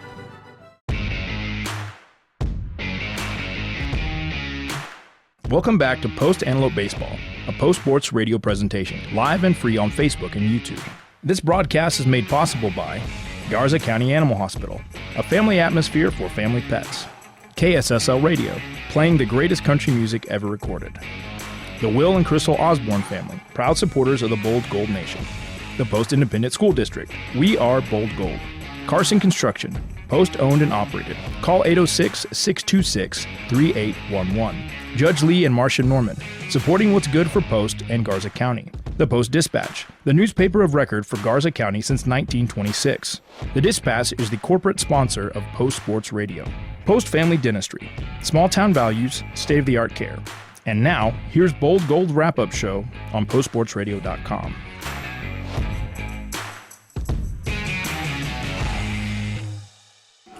As which caught a heartbreaker here at Norm Cash Field, the Antelopes on senior night dropped the game 6-5. The game goes the full 7 innings. It's not just a heartbreaker in the score, it's a heartbreaker in which you lose. You don't really see a game lost on a catcher making a web gem play behind the plate for the final out of the game. Yeah, heck of a catch by the catcher. That's Cade Lyon. His brother Lane finished the game on the mound for the Morton Indians. So Jim Plummer here with Russ Morris. We're going to stick with the senior presentation, which will happen momentarily. We'll try to give you the best shot possible on the camera. And for those who are suffering buffering issues, which there's quite a few, I do believe, we will have this uploaded, the entire version of the game in the broadcast. So here we go, ready to roll for our senior night presentation. I'll show you the field. Everything should happen right there close to home plate. So the first one to be come out, escorted. We've got 4 seniors on the team this year. It'll be number 4 for the Antelopes, Caden Hawkins, who started in right field tonight and finished up at second base. His mom, Ashley Hawkins, is with him. Mitch Hawley's with him as well. And Colton Hawkins, his younger brother, who will be back on the football team not far from now, huh? His mom inspired him to love the game. His best memory is when they were playing at him home and a ground ball was hit to me. I fielded it and decided to sprint up to first to beat the batter and get him out. I ended up running him over and he did a whole back flip. Future plans. He plans on attending Western Texas College in Snyder and pursuing a career as a game warden.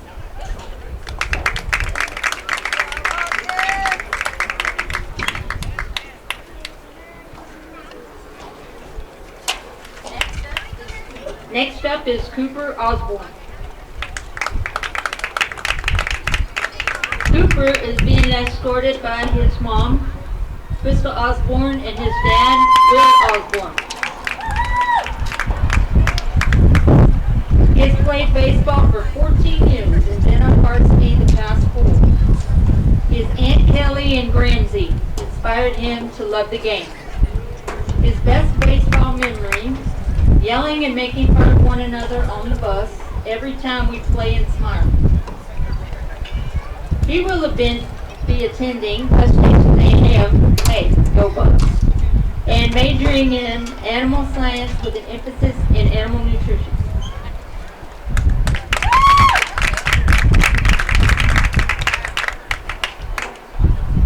Next up, Brian.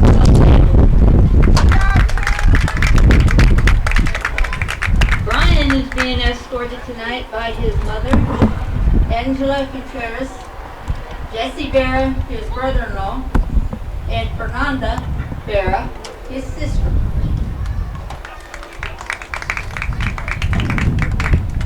Brian has been playing baseball since he was in T-ball. Jesse, you're the one that inspired this kid to love the game. His best baseball memory is a bus after the game sophomore year against Smyre. I want the inside story on this guy. His future plans: attend SPC and major in ag science.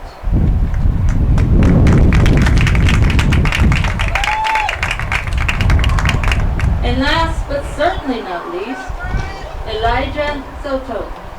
He is being escorted by his mom Kayla, his sister Araceli, his abuelo Armando Rodriguez, and Susie and Montana Rodriguez. He's been playing baseball for 17 years now. His abuelo inspired him to love the game. His best baseball memory, the DJ who rocks. Because I play rock in a hard place and the best music around. His future plans: attend SBC for welding and one day become his own boss. Ladies and gentlemen, these are your seniors.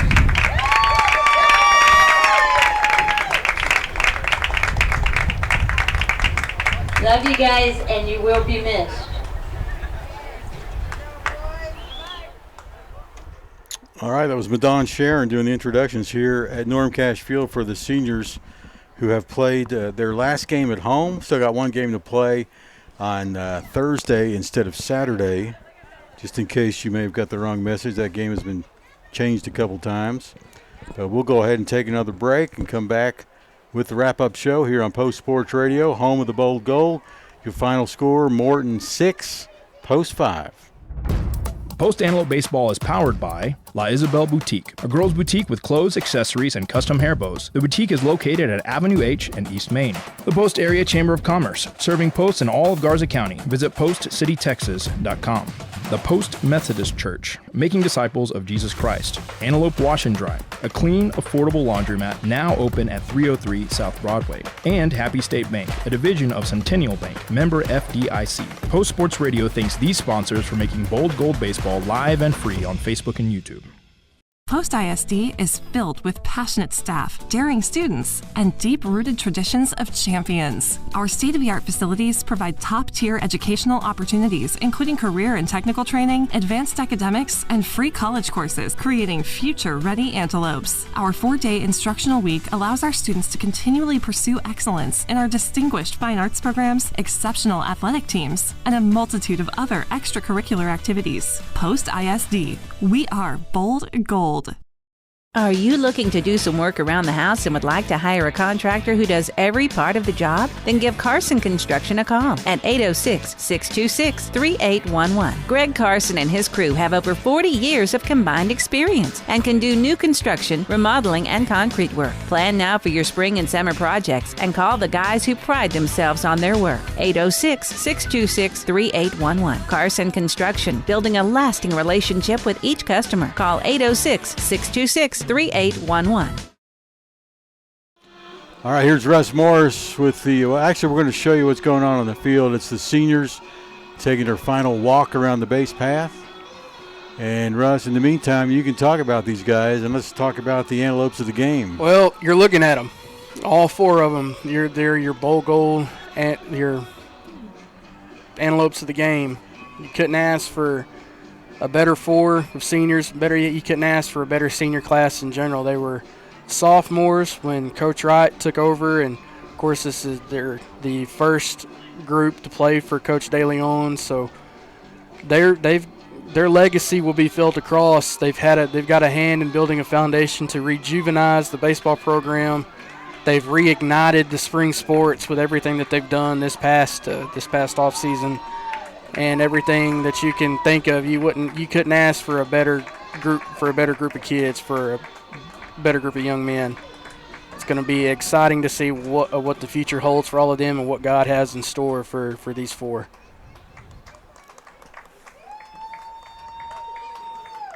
Whatever it is that they decide to endeavor in, the future is definitely bright for all four of them. And I would say the same thing with the entire senior class, as well as the ones that competed at the regional track meet this past weekend, and all the ones graduating as well. Their legacies will be felt for years to come throughout this athletic program. All right, Russ Morris. So once again, our Antelopes of the game are the four seniors, those being Cooper Osborne, Brian Salcedo, Caden Hawkins, and E.J. Soto. Congratulations, guys, and enjoy the rest of your week. And we're going to take a break, but we're done. We don't know when we'll be back. We'll be keeping you updated about the girls softball presentation on our Facebook page, hopefully tonight, hopefully maybe tomorrow. If you don't see us between now and then, Lord willing, you do. Lord willing, we get the softball game on Thursday and Saturday. Next time you will see me, if you don't see me there, you will see me at the state track meet in Austin. I will be there supporting on Sean Ramos and Mason Wright. Just keep hope alive, everybody. All right. God bless you all. My name is Sochi Anderton. I'm a dentist here at Post Family Dentistry. This clinic is a huge example of providing fancy dental care here in Post, Texas, because the residents of Post in these smaller communities, they deserve that same quality of care. We've expanded from 3 chairs now to 6 chairs at this new location. We are very proud here at Post Family Dentistry of our small town values combined with state-of-the-art care. The Post-Dispatch is proud to support all of our local high school sports. They're excited to bring you all the weekly scores and highlights of your favorite teams, as well as keeping you informed about everything going on in the community. Subscribe today. You can choose to have your newspaper mailed to your home or business, or subscribe online and get the news when it's convenient for you. They're proud to serve the community and proud to serve Garza County. The Post-Dispatch, community news at the finest. Take a break and let Post Family Cleaners take care of the laundry. Family Cleaners is Post hometown laundry and dry cleaners on West Main Street in Post. Whether it's dry cleaning, wash and starching, laundry service, or alterations, Post Family Cleaners has you covered. Let Post Family Cleaners make your life a bit easier. Go by 111 West Main Street or call 806-495-0777 to get details. That's 806-495-0777. Post Family Cleaners, your hometown laundry and dry cleaners on West Main and Post. All broadcasts in all and any media form provided by PostSportsRadio.com are the sole property of Post Sports Enterprises with the permission of the Post Independent School District. Any retransmission of any of these broadcasts, whether partial or in its entirety, for commercial or personal use without express written consent of the Post Sports Enterprises and Post ISD is strictly prohibited. Any violations of these broadcast rights will be strictly enforced and upheld as allowed by local, state, and federal statute